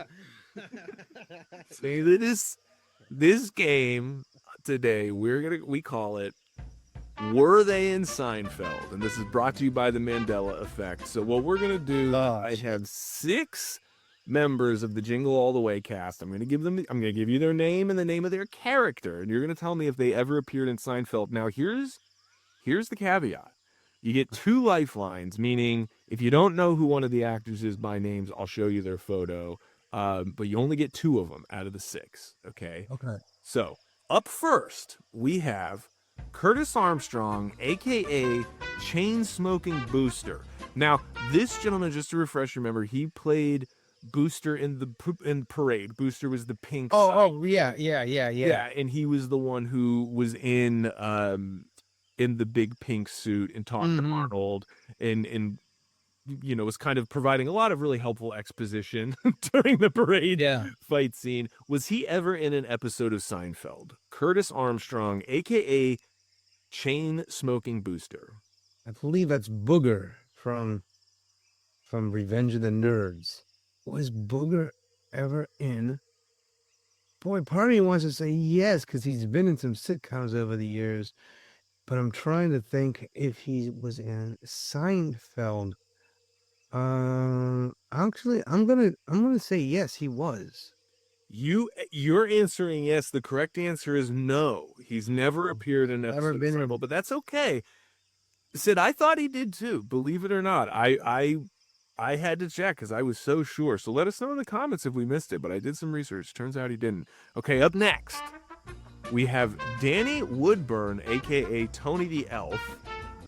Was he ever in Seinfeld? His real name, Danny Woodburn. In this movie, he played Tony the Elf. Was he ever in Seinfeld? I think at one point he was Mickey on Seinfeld. But that's right. No. All right, we got one there. One for one. Sid, doing well. All right. Up next, we have, of course, the co-star of the film, Rita Wilson, aka Liz Langston. Was she ever in Seinfeld? Was she ever one of Jerry's girls? Maybe she dated George. Maybe she dated Kramer. Rita Wilson. When you close your eyes, you ever see her sitting there in the coffee shop? I actually, I don't think she was in Seinfeld. I want to say no. You're gonna say no. That's correct. She was not. She was not. You're doing well. All right. Right. Halfway through, 3 to go. Yeah. One of the toy store clerks that Arnold Schwarzenegger threatens was played by Chris Parnell. So Chris Parnell, aka the toy store clerk, was he ever in an episode of Seinfeld? Yes, he was. You are correct. Do you remember which episode? I'll give you extra points if you know. Yeah, I'm pretty sure he was in all of a sudden I think he was in Friends too, and that started to jump to that episode. I'm like, wait, Chandler wasn't in Seinfeld. I think he wasn't he one of the executives with the meeting, NBC meeting? That's right. He was an NBC executive in the butter shave. Cool. Nice. Right. Well done, Sid. All right, so you got 3 right, only 1 wrong, 2 left. Martin Mull, aka this is what he was credited as, Mr. Ponytail Man, aka the radio DJ. Right. Martin Mull, was he ever in Seinfeld? Incredible resume, credible filmography. Did he ever get on Seinfeld? I'm gonna say no. I don't recall Martin Mull being on Seinfeld. You're correct. He was never on Seinfeld, never once. But we do have one left. Okay. A gentleman named Phil Morris, aka Gale Force, aka he was one of the parade anchors. Was he ever in an episode of Seinfeld? That name, his name, I know that name from Seinfeld. So I'm going to say yes, even though I can't even picture his face. I know that name was in Seinfeld. Well, you are going to feel very, very foolish when I tell you who he played, because he is an iconic character. And when I saw him on the parade, I got very excited. Jackie Childs. Oh, that's who that was. Yeah. Oh, he was so good. Yeah, he was awesome, and so was the woman next to him. She did a great job. I'm not sure who that was. They were great. Oh, yeah, I didn't even realize that was him. Yeah. Well, there you go. Well done. Technically, you got that right. So 5. Yeah. That is Yeah, Phil Moore. Okay, yeah. That's his right. I said I knew the name, but okay, cool. There you go. 5 out of 6, Yeah. buddy. Not bad. Well done. Happy holidays. That concludes, well, were they in Seinfeld? And now that brings us back, of course, to characters and performances. Now, let me just ask you, how do you feel about little Jake Lloyd in this? This is pre-Anakin. You know, a lot of people beat him up for Anakin, and I feel like there's some other stuff you could beat him up for. I mean, I saw him in my first. I first like, oh yeah, I know this kid, and my first thought was, I hate this kid. Couldn't remember where I saw him. Thought to myself, I hate this kid, and I mean, obviously, I don't really hate a child that I don't know. Oh no, yeah, I could do without him. On merit of him being an actor, a child actor in this movie, no, I still didn't really care for him. I still thought he was hokey. I never felt bad for this kid. I don't give a shit about this kid at all in this movie. I want to get a score out of you because Couldn't they get him a Culkin for this role?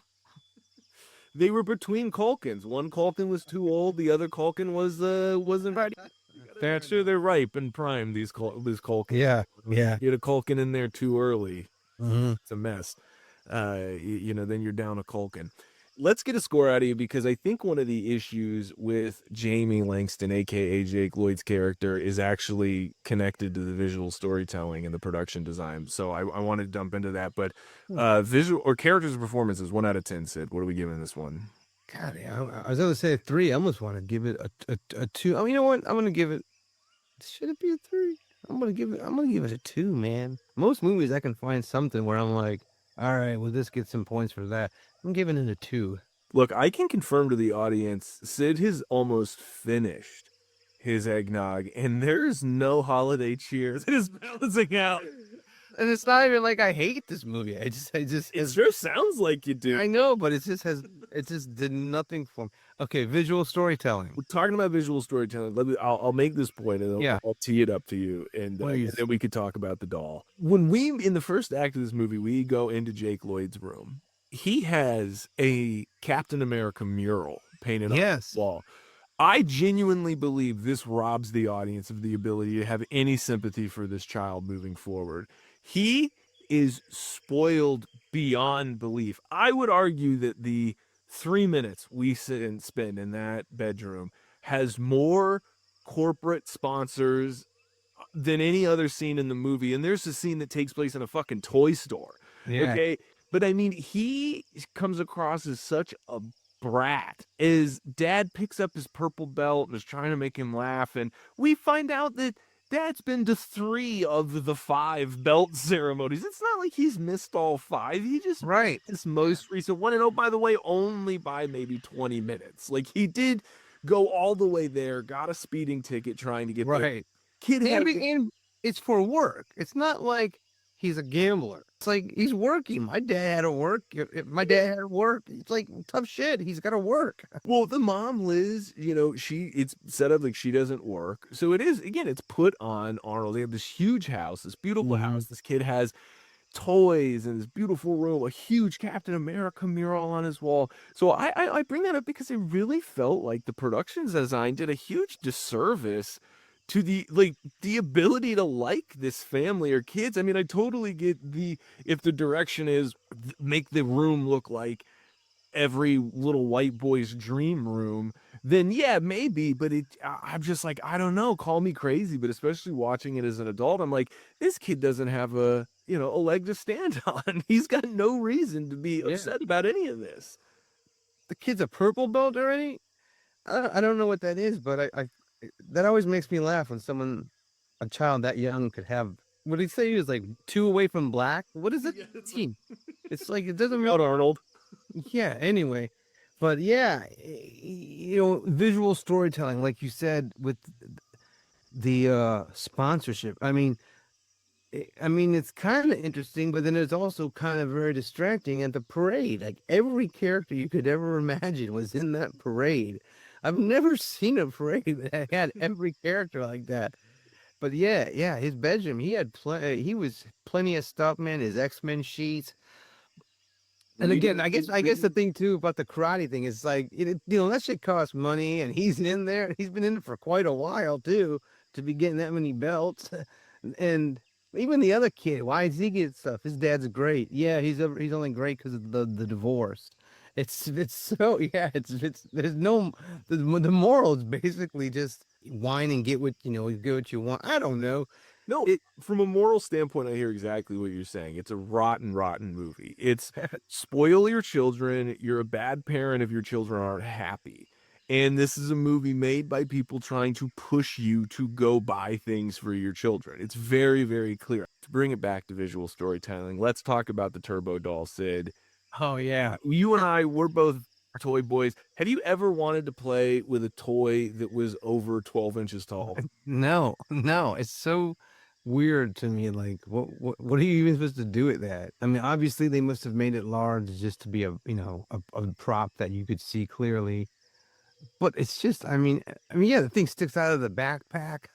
I mean, and then it's also why are half of these dolls in boxes and half of them aren't. It's just one of those weird things. Well, I do have to point out they Yeah. do mention, and you might have missed it. Oh, that he was a special. It was the special edition one, which I do think Yeah. accounts to why it's substantially larger than the other ones. But even the other Yeah, the other ones were large too, though. yeah, really Yeah. big. And this is 1996. I mean, call me Yeah. crazy, but this Turbo Man, I don't think that would have been a cool toy. Like, I just feel like nobody, like I mentioned earlier, the White Ranger craze. That's a few Yeah. years before this, and the White Ranger toy is significantly more.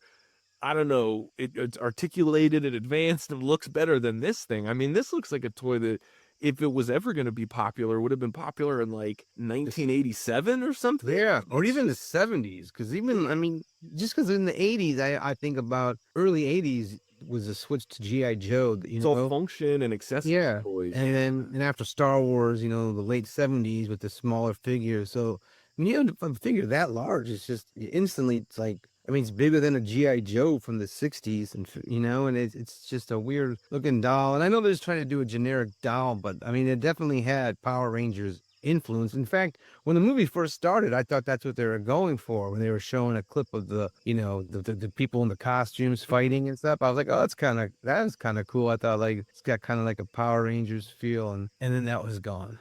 Yeah, no, look, I'm glad you brought that up. I totally forgot, because that's probably my favorite part of the whole movie. Yeah. First 2 or 3 minutes where you're kind of just watching this. I can't remember if it was a commercial or it was the TV show, which it was, but it's I just don't like remember. the in-universe thing. And that was really fun. I wish I don't know, somehow was a world where we could have revisited that more or something. But Well, in fact, I actually thought that as soon as they're showing that, I'm like, oh, I guess Arnold Schwarzenegger's playing this character. I didn't even think that it wasn't him, and so so then I'm like, so at the end when they're gonna make him, I'm like, yeah, I mean, I kind of thought I saw that coming as soon as the movie started. well, that's what was so funny. Yeah. His wife at the end, when he unmasks himself, she goes, how worried? As if like it took the giant rubber suit to realize Mr. Universe is he in good shape? Yeah, what a Right. Well, let me ask you then, Sid, before I get a number out of you, again, visual storytelling, this is 1996. The movie does conclude with an incredibly gutsy attempt at a jetpack sequence. I mean, this That was very Looney Tunes, right It in is. the middle of. Correct me if I'm wrong. Yeah. And this is 3 years after Jurassic Park, so I'm just putting that. Oh, This is bad for 96. Oh yeah, I know. I don't understand. I mean, you might as well just paint it on the clear cell and move it across the. Oh, dude, yeah. It's like Very weird. early CGI smoke. Like all the smoke trails look bad, but the way it's composited looks bad. At one point, he's flying full force, and he just goes headfirst into a wall, but it just sort of like he stops and shakes like a cartoon. Yeah. It's so weird. Like, Yeah, and again, I mean, I could see a 4-year-old just dying. Sure, your superhero just slammed into a wall, just like Bugs Bunny or something. But it's supposed to be a family movie, older. It just doesn't seem like that young of a movie to have such dumb humor in it. I mean, maybe it was meant to look a little bit like grungy VFX, and that was so funny. I don't know if it was just last minute studio no that we need to go way over the top at the end, and they ran. I don't know, but I thought it looked like shit. It just felt like the whole thing kind of feels like a cash grab. Yeah, and so I mean, look, from counterproductive production design to bad special effects to building the movie around a toy that I don't think any kid in our universe would want and put on their Christmas list. What do you give the visual storytelling 1 out of 10? A 3. There's that holiday spirit, bumping it up from a 2. That's what I like to see. Well, I guess I'll give it a 3. Al. spoiler, you're up to 14 points so far for the movie. So two categories to go. Let's see how far we can get. Use of sound is what we're talking about now. Let's face it, there's not a whole lot to talk about here. We mentioned earlier that this is a really they go for slapstick humor, but the sound effects don't really balance out with that. There's no sound effects that make it sound more slapsticky. It's a very grounded, realistic sort of Foley design. Yeah. super straightforward Christmas music of the 90s. Like, I can't remember anything notable. Like, I don't think there's any original music, maybe some Turbo Man stuff, but No, nothing. I mean, I'm trying to think. It's stuck in the real, like you said, it's set very much in the real world, but they're doing these strange things that just don't work right. Yeah, no, I really have nothing to say about the sound. It did, yeah. I'm ready to score that thing. give it to me, baby. What do you give it? It's Christmas, man. I'm gonna give it a 2. Hey, Margie, refill his eggnog, will you? All right, we got one more to go. I want to see what we can get in themes, and let's face it, theme seems probably not. This is gonna be This ain't the category to try to get a Hail Mary in. Fuck it. Name a theme? Merry Christmas. Yeah. What's the theme in this movie? greed. You know? And symbolism. Yeah, because I mean, the other thing is it's like all he wants is that he wants that toy so bad, and it's not even that he wants it. He wants it because everybody wants it. And if he doesn't have it, he's gonna be a loser. And I just feel like my parents would be like, "Well, then you're gonna be a loser." You know, They already are. Yeah. I'm not spending that much in tennis shoes, you know. But so Oh, poor Sid.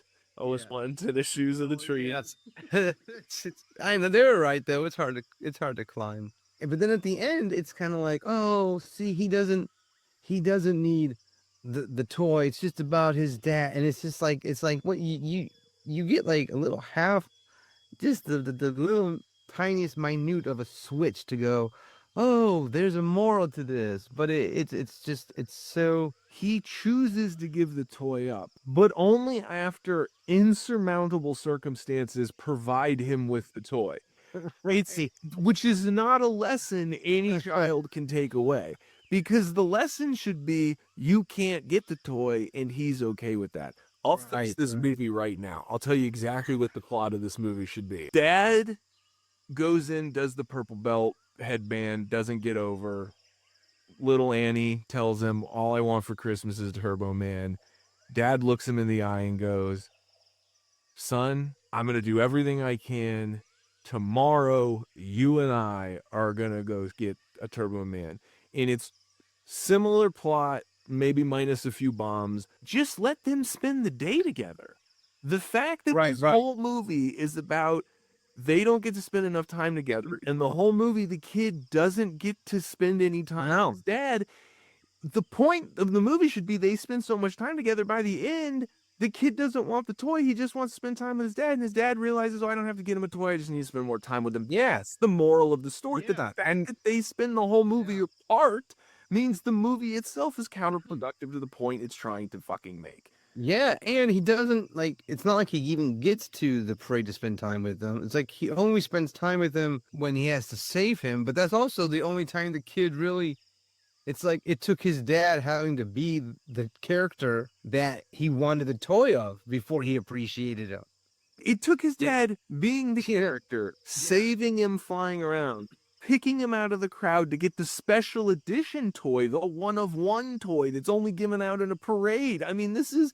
And no kid in the history of the world has ever received a gift like this. I mean, Right. this is Yeah. only a movie we're going to throw a parade to give the kid a toy. Arnold Schwarzenegger returns home and he sees in his front window that his wife and his neighbor are in the house. He doesn't go home, go be with your wife, go be with your son. Instead, he breaks into the neighbor's house to steal the toy, ends up getting in a fist fight with a reindeer, trashing the guy's house, almost burning it down, and then looking like an asshole as a result. And it's just like, you can't have a plot that gives your hero opportunities to be a hero, and he chooses to go be a villain. The other thing that's so funny is, or not funny, but you know, ridiculous is the wise man head gets caught on fire. He falls into the fireplace. It's in the fireplace. He's freaking out, dude. Oh, what am I gonna do? It's on fire. It's like it's in the fireplace, man. Like, what are you freaking out for? The flue is open. You're good. Yeah, he pulls it out of the fireplace, and then the carpet catches on fire. Like, Let's get to the bottom of this, Sid. This Christmas fruitcake.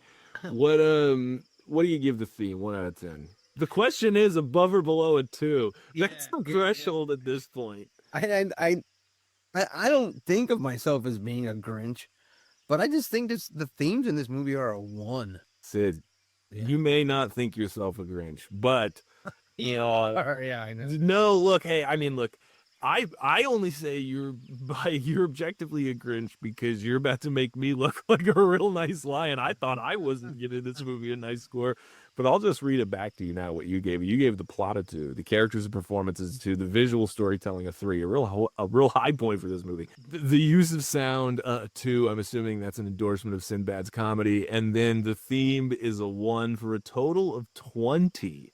I think this is officially the lowest movie you've scored in the history of the show. That is an F. So would you give this movie an F, a D? Do you want to adjust it? My God, man, for the holidays, what are you going to do, Sid? No, man. I mean, honestly, it's like even if I knew a kid and he was like, tell me a really funny Christmas movie, it wouldn't be this one. I wouldn't point out. I wouldn't point this out to any adult. What about an enemy? Would you? Yeah, and I mean, even a Phil Hartman fan. It's not like you love Phil Hartman. You haven't seen Jingle All the Way. You love young Anakin. It's funny because it wasn't even like I was miserable watching it. It was entertaining. You know what I mean? It was just absolutely nonsense.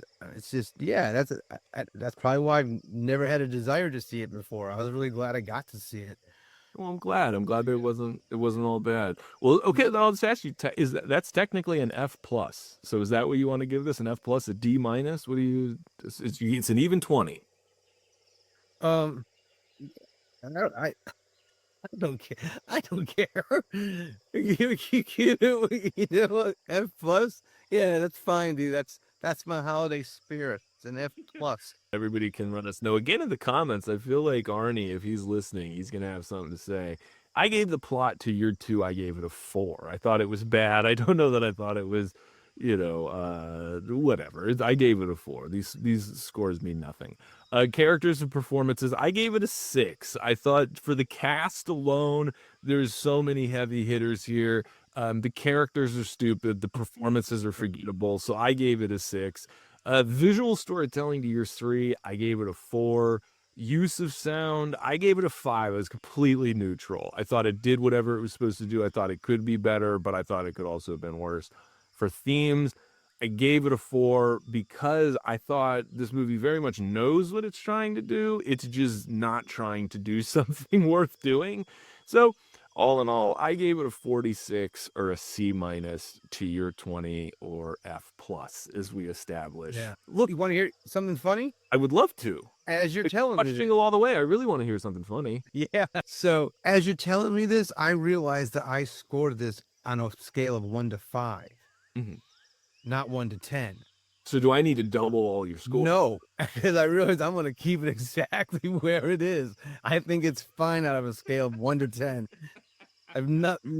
Just good to go. Wow. Good to Well, go. first of all, if that is not an endorsement of Sid's commitment to this show, the 20, how many episodes in? I love Schwarzenegger, dude. I mean, I do. Like, I love that guy, even when he's doing stupid things.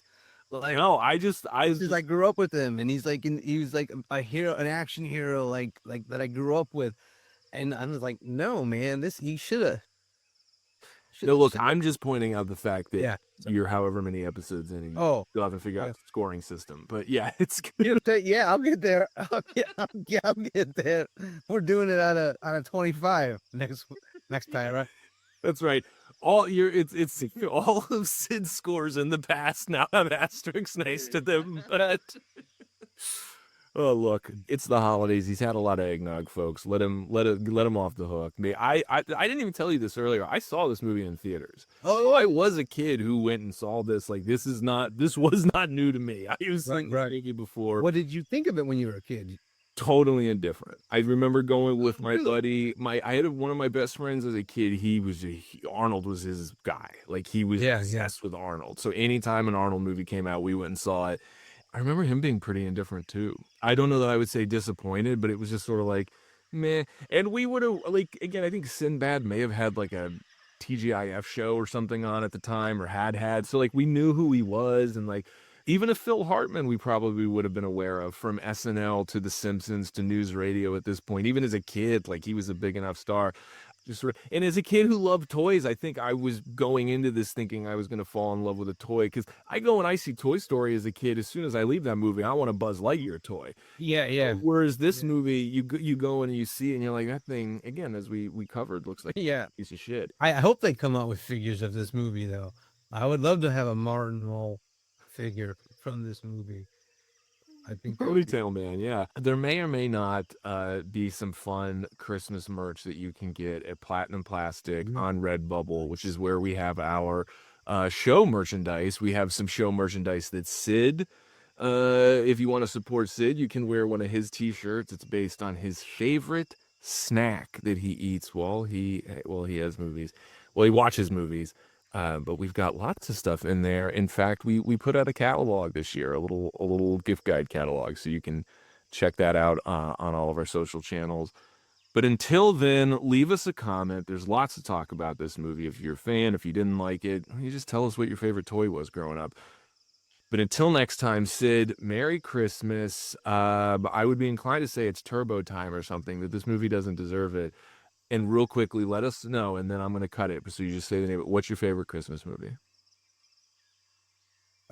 National Lampoon's Christmas Vacation. Love it. All right, next year, we'll talk that.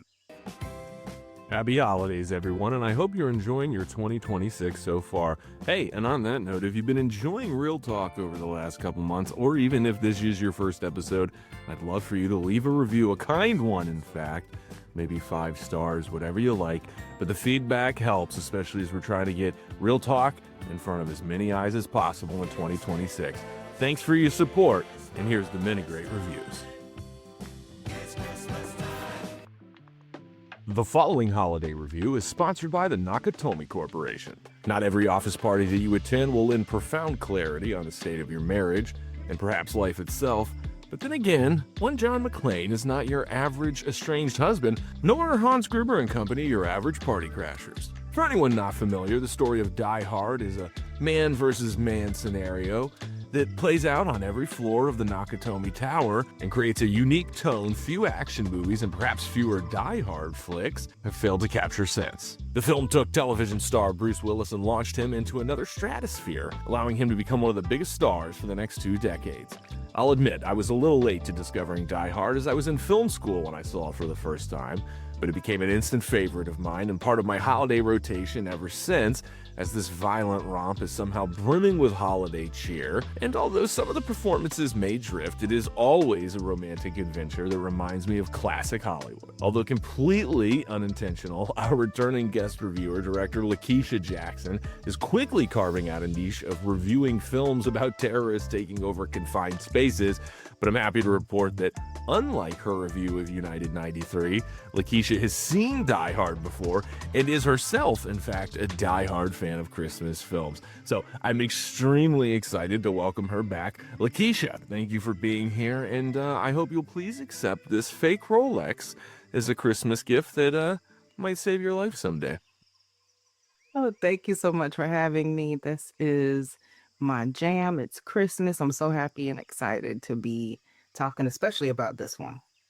Yeah, and again, I'll, for the listeners, a little peek behind the curtain. You and I were catching up, I don't know, maybe 2 or 3 weeks ago. You've recently completed a film. Maybe we could tease that and talk a little bit more about it at the end. But you were kind enough to share a link with me, and I was checking it out. And you let me know that you love Christmas films, and I was like, well, I'm so great to hear. I'm so glad to hear it because we have a Christmas show coming up. And I asked you to name a few. The first one you named was Die Hard, and I was so happy to hear it because you and I both very much love this movie. So I'm very excited to be talking about it with you. I mentioned in my intro, I saw this when I was in college. I'm a little ashamed to say my girlfriend at the time and I went to the theaters and saw the 4th Die Hard. And that was my first Die Hard film, but I enjoyed it enough. And I think we went to maybe Walmart afterwards, and they had all 3 movies for, I don't know, $20 or something. And I got it and loved it. But I want to know, when were you introduced to Die Hard? What was your first Die Hard experience? I don't know if it was available on HBO after it had aired on, in the theaters and stuff. But back in the day, my parents, I don't know, maybe somebody had HBO at their house and they used to like dub a lot of the movies on VHS. Yeah. So I don't know if we saw it like that or if we actually rented it, but that's how I first got it was pretty close to when it came out. But yeah, I've been a fan ever since. Anybody who came up in the 80s or 90s can attest. The borrowed VHS, if you will, was a staple. It was a must. We all did it. So no shame there. You're now a veteran. You appeared on the very first episode, the pilot episode of Real Talk, where we chatted United 93. I kind of joked in the open. Some similar themes here. Total coincidence. But I'm very glad to have you back. And you know the drill. We talk about plot first. This is certainly a plot-heavy movie that kind of plays out all the way until the end. Like, no lie, I think maybe the first 45 minutes, I was like, oh shit, there was an actual storyline here because I totally forgot that he was going to meet her because they had marital issues and all of this stuff. And I'm like, every memory I have of Die Hard is always about the action and all the crap that happened. But as far as the plot goes, I love that it was multifaceted in that he wasn't a very supportive spouse. They were already broken up. She's gone back to her maiden name. And then all of a sudden, like he calls the homeboy downstairs to say, well, I'm not sure what's going to happen. And then boom, that's when all of the action starts. Because I love plot heavy stories like that, it resonated with me when I started writing my own because I had sent an original pilot to somebody and they're like, yeah, this is really heavy on plot. And when I think about the stuff I grew up watching, it was stuff like this. It was always the action, the badass that just catapulted the entire story. Although this is character heavy, it's about John, his relationship, and being a cop and all of that stuff and the marriage. But yeah, I enjoy the plot. I think it worked perfectly for this particular scenario. I don't see how anything different would have made it better. You touched on something about when you rewatch it this time, that the romance side, I'm using that word, kind of maybe stood out. It's very similar to me, and it was the first time I sort of realized in many ways this movie is sort of a fantasy. Like it's very in this kind of, again, action romance way where you have the hero who has sort of lost the girl and he's like getting the girl back. And in many ways, it's just that simple. You could set this in like almost any century and change the backdrop and change the archetype of the bad guy. They happen to be terrorists in this, but you could kind of swap it out. Well, I want to know the end. There's sort of like almost like a cherry on top. A little, you think the movie's over and then boom, guy pops back up. That moment is parodied pretty well in the movie, like Dumb and Dumber. I'm curious. It sounds like it did, but what are maybe just some of your thoughts on that little extra bit at the end, which gives Sergeant Al Powell, shout out to another Al, kind of the moment to redeem his character too. Although I love his character, like it just wasn't even all these years later. Not that he's not memorable because their relationship was really important, I think, for the plot of the story when he comes back and kind of saves the day, especially with, his whole thing with shooting a kid and being afraid using his gun. And then he actually does it for the right reasons this time. I think it was cool. Vel, I think, did an amazing job as the cop. And because, a lot of us back then were seeing him as the cop Carl Winslow from TGIF. Like, so we'd never seen him in like a serious, at least I don't remember seeing him in a serious role like that as a cop, and I think it was a great character arc for him. Definitely is a satisfying watch every time. Well, I should ask, actually, 1 out of 10. What do we give the plot? Because that way we could dive into characters and performances, which, let's face it, that's what we really want to talk about here. For the plot, definite 10 for me. I'm feeling the Christmas cheer right out of the gate. We got a 10. Very good. Characters and performances. This movie has not one, but two pretty iconic performances. And you mentioned a second ago, obviously this movie turns into a franchise. Bruce Willis's character, John McClane, again, to the best of my knowledge, is in all of them. People could tell me if there's like 4 more diehards I'm not thinking of that the starring someone else. But what I think is interesting is Alan Rickman's Hans Gruber obviously only appears in this movie, but is kind of just as memorable of a character, if not maybe even a little more memorable than John McClane himself. Am I out of line by saying that, Lakeisha? I don't know. Keep me honest here. No, no, I don't think you were out of line at all because he was such a well, like he was such like this worldly, sophisticated, charming, evil dude with that accent of his that was so off-putting, and the way he delivered lines, like everything about him was, I think that in a way to me, that's what makes horror horror. It's the quiet shit. And like he is quietly horrific in his delivery throughout the entire movie, which makes when he gets his just desserts at the end so satisfying because of all the hell he rained that evening. But yeah, no, those two definitely. I would have loved to seen them. Again, I don't know if they did anything together after that, but it was a great um mirror to the opposite of, who John McClane was versus Hans. But yeah, I think Hans is like you touched on it, but there is just this like he's charming. Like I hate to say it, but he is that Hannibal Lecter. Like he's kind of funny at times, even when he puts on the American accent.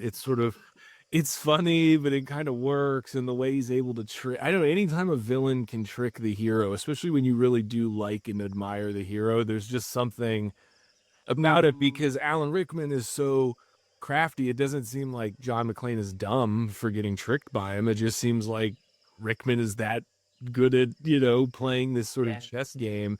Yeah, when he falls at the end in that shot, it is so satisfying. He's still firing up at the end, and he is just like that bug you're trying to swallow. At the very end, like And then is dramatic in that slow motion, and he's shooting up.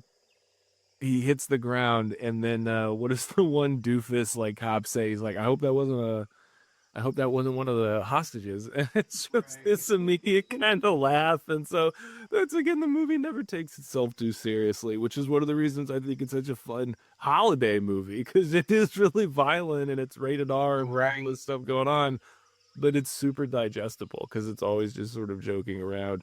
we see little Lucy McClane. And just funny sidebar, when I saw the kid, because it's been so long, I was like, oh, I forgot they had two kids, which I think the boy shows up either in the second or third movie in some way. If memory serving me right, I don't know. You see the kids, you see she answered the phone, she asked about daddy, you see the maid, the house isn't like some loft in the sky somewhere where you could tell mom is never there, but you can tell that she's made a home for them. Yeah. And I like the fact that she was like, okay, so you don't want me to do this, or you're not going to support me.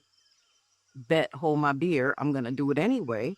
And you're going to fall in line or you're not. And because this is a, Asian company, I'm going to go with my maiden name, which I thought like that was like, okay, that was maybe a little bit overkill. Maybe it didn't have to do that, but I think that was just like the extra sprinkle of salt on John's wound. But I love that she was strong, um, because a man like John McClane is gonna need a woman that's gonna be able to go 10 toes down with him. Like any other chick would have been back home in New York watching it unfold from home. But I love that she was the exact opposite of that. And she was just as strong throughout the movie, when it came to her standing up to Hans when he did finally realize who she was, which I thought was a good way that they did that so late and not, super early in the movie to make it okay. Now she needs him to be her hero, save the day. I really enjoyed that. It's really satisfying because when John shoots Hans and Hans falls back through the window, they're very much working together. Like he doesn't call her Holly, but he definitely says something. And there's sort of like, you get that they're on the same page. Like she totally knows, and she kind of ducks out of the way when he shoots. And it is like he's saving her, but they have to work together in that moment. And for everything they've gone through, just in that one moment to see them working together and kind of totally unify and speak their own little language. It was emotionally like a great payoff to that, and none of that works if she's not kind of holding her own the whole time.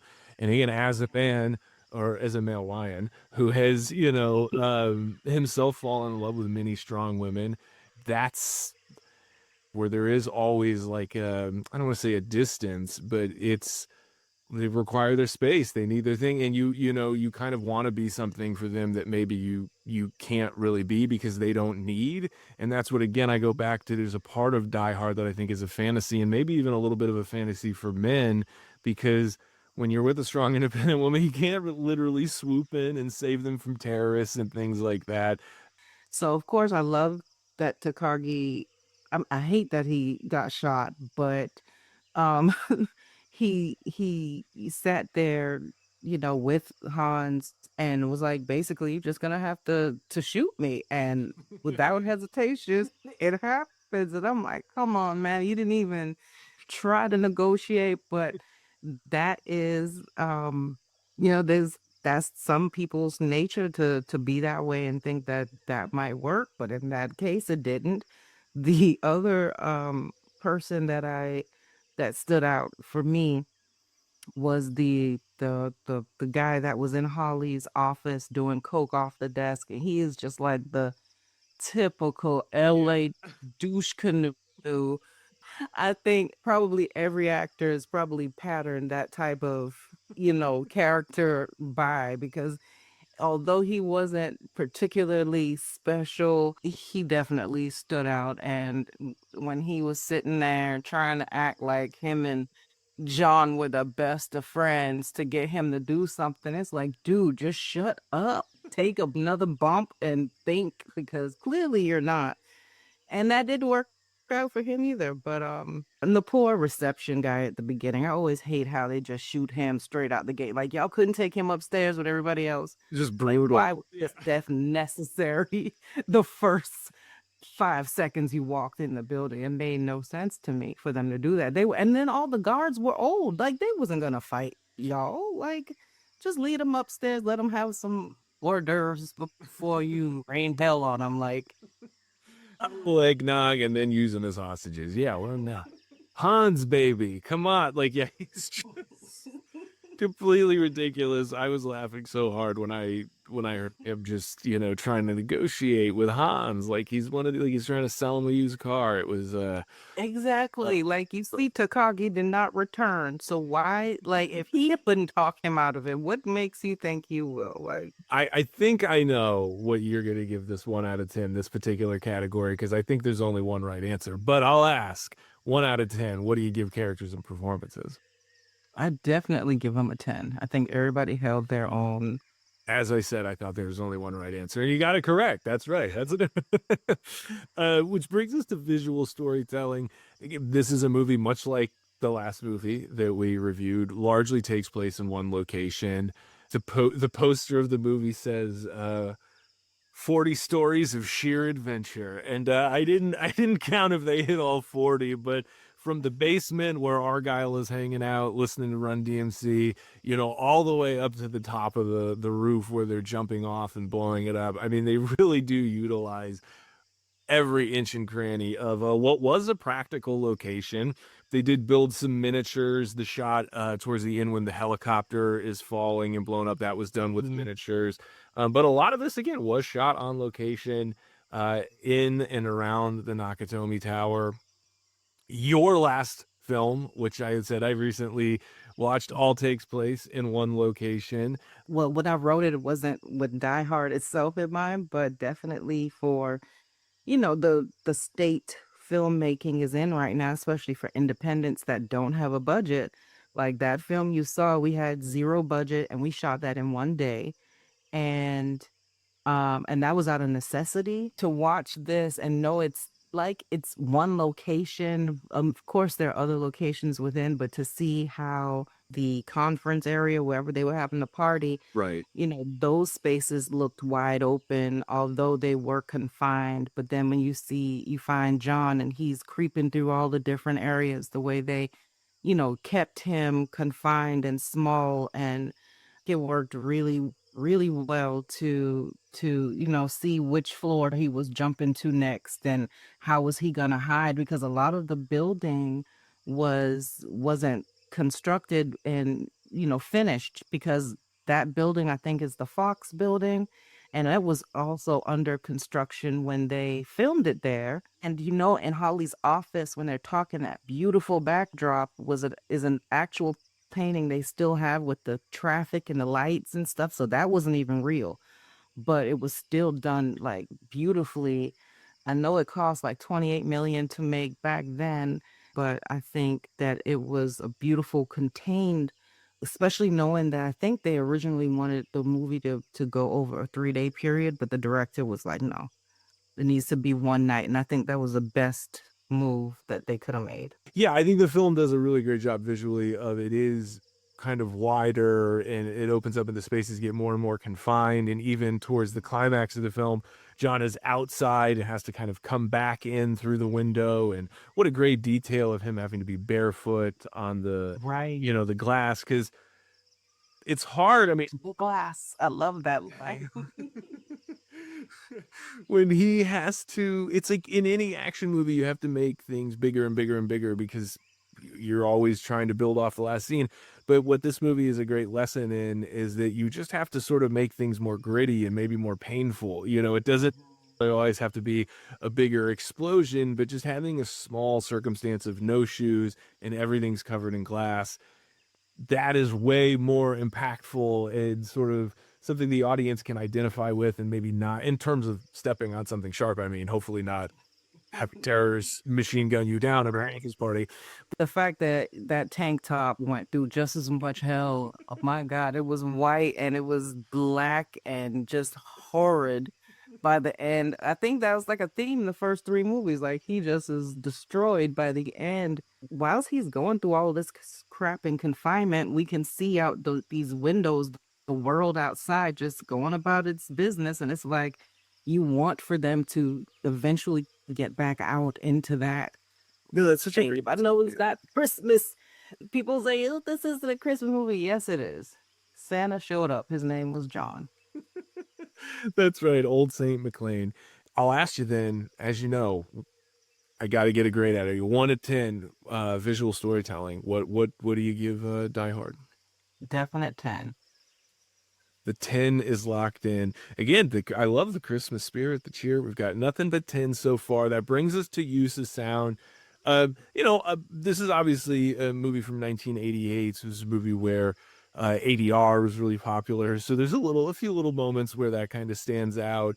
But technically, I mean, obviously a movie that was pretty kind of as good as it gets. There's not too many things that really stand out to me in terms of flaws that, like I said, I don't write off as just being limitations of the technology at the time.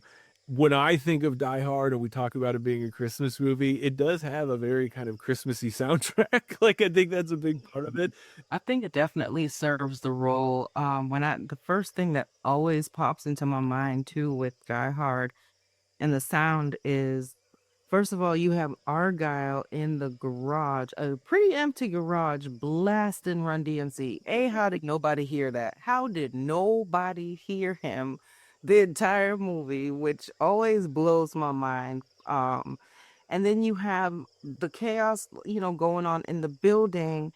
And I think the absence of having some sort of Christmassy type, like, because they could have really been hokey and used sleigh bells or something, because they are not experiencing Christmas cheer right now and jingle bells and all of that stuff. So I think it works. And of course, with the glass, when he says shoot the glass and we get to hear all that crunchy glass and see it sparkling, look so beautiful, like it's, some sort of like jagged snow, to kind of give us the illusion of, okay, that's beautiful, but it's not going to be beautiful for the bottom of his very raw, very unprotected feet.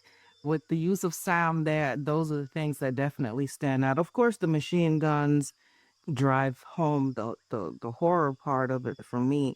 Yeah, no, I agree. There are some fun sort of kind of mixes into the because there is a theme. I mean, there is like actual, composed music for it throughout, but there are sort of these kind of little holiday riffs that's sort of just to really light it Mhm. in there, and it's just a little bit, and again it's almost comedic because a lot of times it'll kind of end a scene or kind of punctuate like an action scene.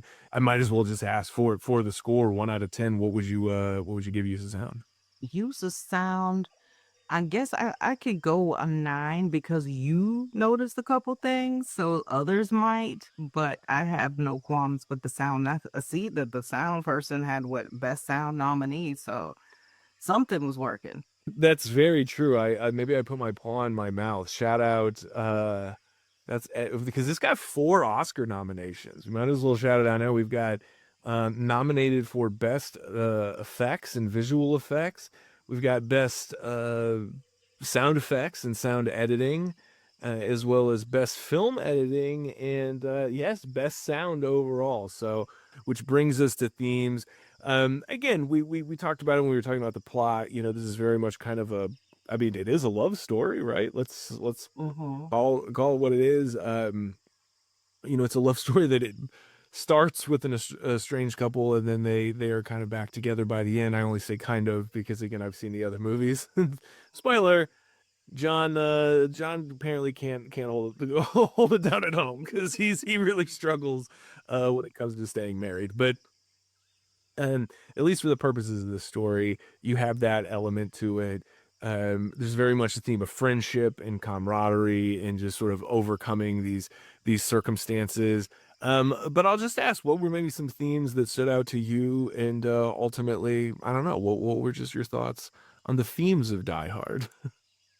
So yeah, well, so we have I guess I call it separated buddy cop theme between him and Vel because they're like, working together in a way. Uh, um, well, as best as they can. And of course, there's the romance. There's the fantasy part where John, he just wants his family back. The kids want daddy home for Christmas. When I was younger, it was always like, okay, so now they're gonna go home and live happily ever after. So, I get those themes, but like you spoiled, by the time we get to movie number two, I think they're separated or something. I don't know. It just didn't work out, but those are the themes that for sure stand out the most for me. And this is a movie that we said it doesn't take itself too seriously, but that doesn't mean that it doesn't have an understanding of kind of where it's operating from. I'm not going to pretend like I would ever accuse Die Hard of being this very deep or overly emotional film by any stretch of the imagination, but it does have emotions and I think a very kind of worldly human base to it and grounded in it. I might as well ask. I'm very curious. 1 out of 10. What do you give the themes? I definitely give the themes, I'm giving it a 9 only because of the terrorists. I, for the love of me, can't think of any, unless the backstories happen in the second movie or the third when the brother comes back, like the whole reasoning for them doing all of that at the building for the bonds. I know they wanted the bonds and whatnot, but I didn't see a reason or remember an explanation for their theme.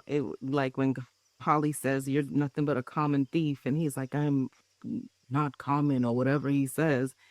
But that's exactly what it was. Was it just because he wanted to be this common thief and steal some bonds out of the safe? And then why are there bonds there? Like those kinds of things. That's the reason why I'll give that a 9.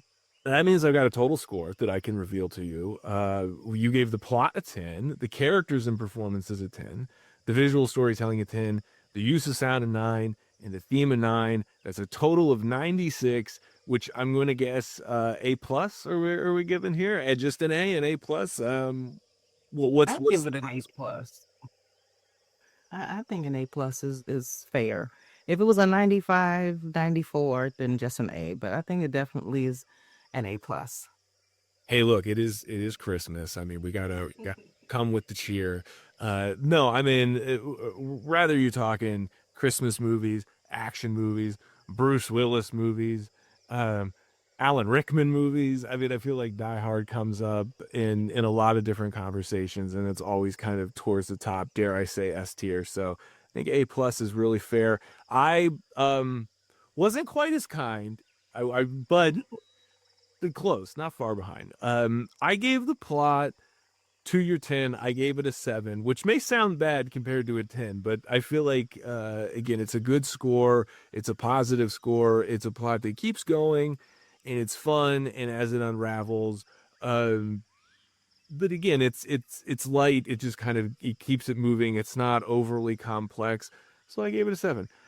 Characters and performances, I gave it a 10 to your 10. Visual storytelling, I gave it a 9.5 to your 10, only because, and maybe I'm being a bit of a Scrooge here, famously in when John comes through the glass and comes through the window, you can kind of see this rubber foot sock that he's wearing, and so saw that very early on in my Die Hard screening career, and I've never been able to unsee it. So I got to give the 9.5, only because I saw that it's not real.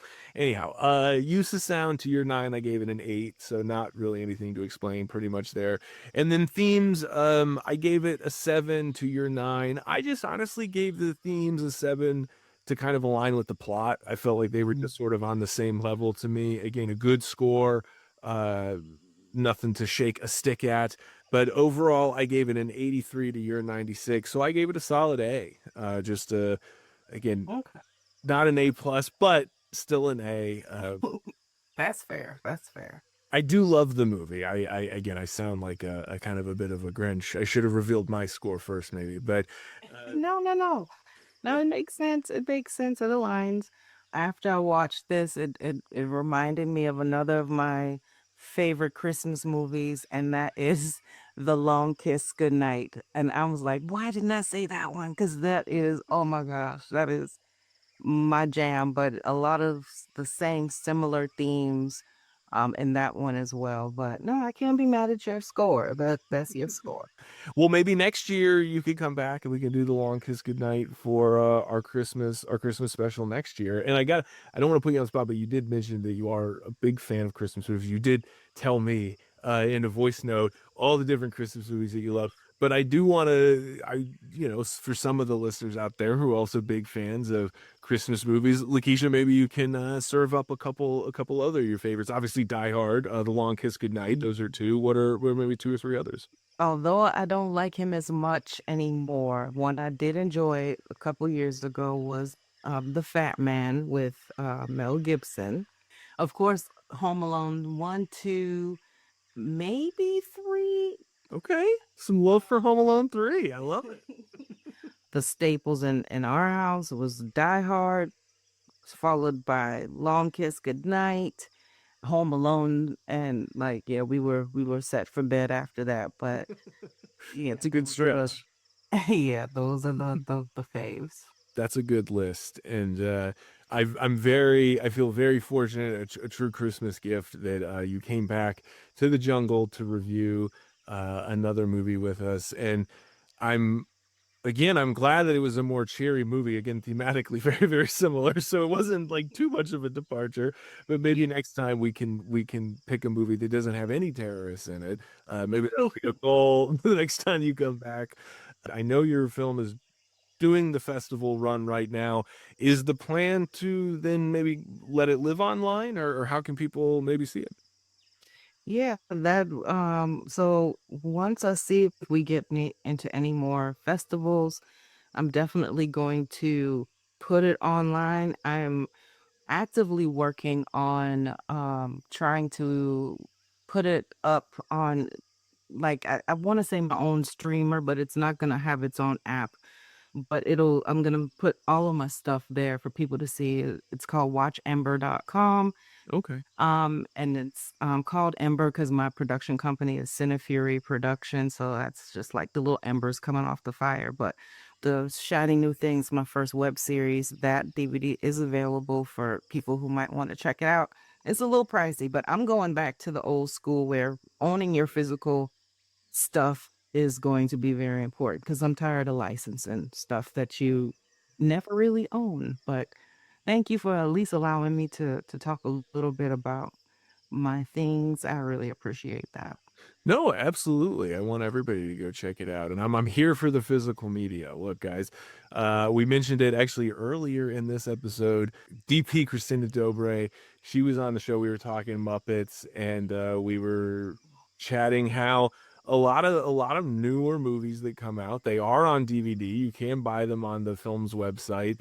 Begonia, which is one of my favorite movies of 2025, that has like 5 different DVD versions that's out, and with special features and all sorts of stuff. So yeah, here on Real Talk, we're always pushing the physical media. So yeah, go pick up Lakeisha's DVDs. That's what I'm saying. Thank you for coming. I'll definitely be making the call again, hopefully before Christmas of next year, but at least put a soft hold on coming back for the long kiss goodnight next year for Christmas. And in the meantime, be well, happy holidays, happy New Year. More than happy to come back. I always love talking movies with you. Amazing. Well, I'm going to clean up the language a little bit, but I'll end it by saying, yippee-ki-yay, Lakeisha. Yippee-ki. Thanks for listening, and here's a look at the scoreboard from our show. John Pollock scored Home Alone a 72 in B to my 64 in B- with an average of 68 and a B. Christina Dobre scored The Muppets Christmas Carol a 100 and graded it an A+ to my 94 and an A, so we got an average of 97 and an A+, making it the highest scored film on today's show. On the other end of the spectrum, Sid scored Jingle All The Way a 20 and an F+ to my 46 and C-, with a total of 33 and a D. Closing out the show, Lakeisha Jackson scored Die Hard a 96 and an A+ to my 83 and an A, with an average of 89.5 and an A. Please tell me what you graded each film in the comments, as I genuinely want to know. Big thank you to John Pollock of Post Wrestling for reviewing Home Alone with me. I strongly encourage you to follow Christina on all her social platforms. You can support Sid the Cinema Sloth by picking up some of his merch on our show shop. And finally, a huge thank you to writer-director Lakeisha Jackson for returning to grade Die Hard. Join us next time on episode 19, Music Biopics. Musician and podcaster Matthew Hackle debuts to review Walk the Line. Jimmy the Toucan returns to grade The Doors. And my good buddy, director-editor Dominique Smith returns to score 8 Mile. Thanks to the team at Real Digital for producing this episode, and Platinum Plastic, who supplies all our show's merchandise on redbubble.com. If you haven't left a like by now, you might as well, and subscribe to the channel, as well as hit the bell icon to be notified when Real Talk drops every week. Thanks for listening, and if you're going to talk movies, make sure it's Real Talk. I was always kind of partial to Roy Rogers, actually. I really like those sequin shirts. Do you really think you have a chance against us, Mr. Cowboy? Yippee-ki-yay, motherfucker.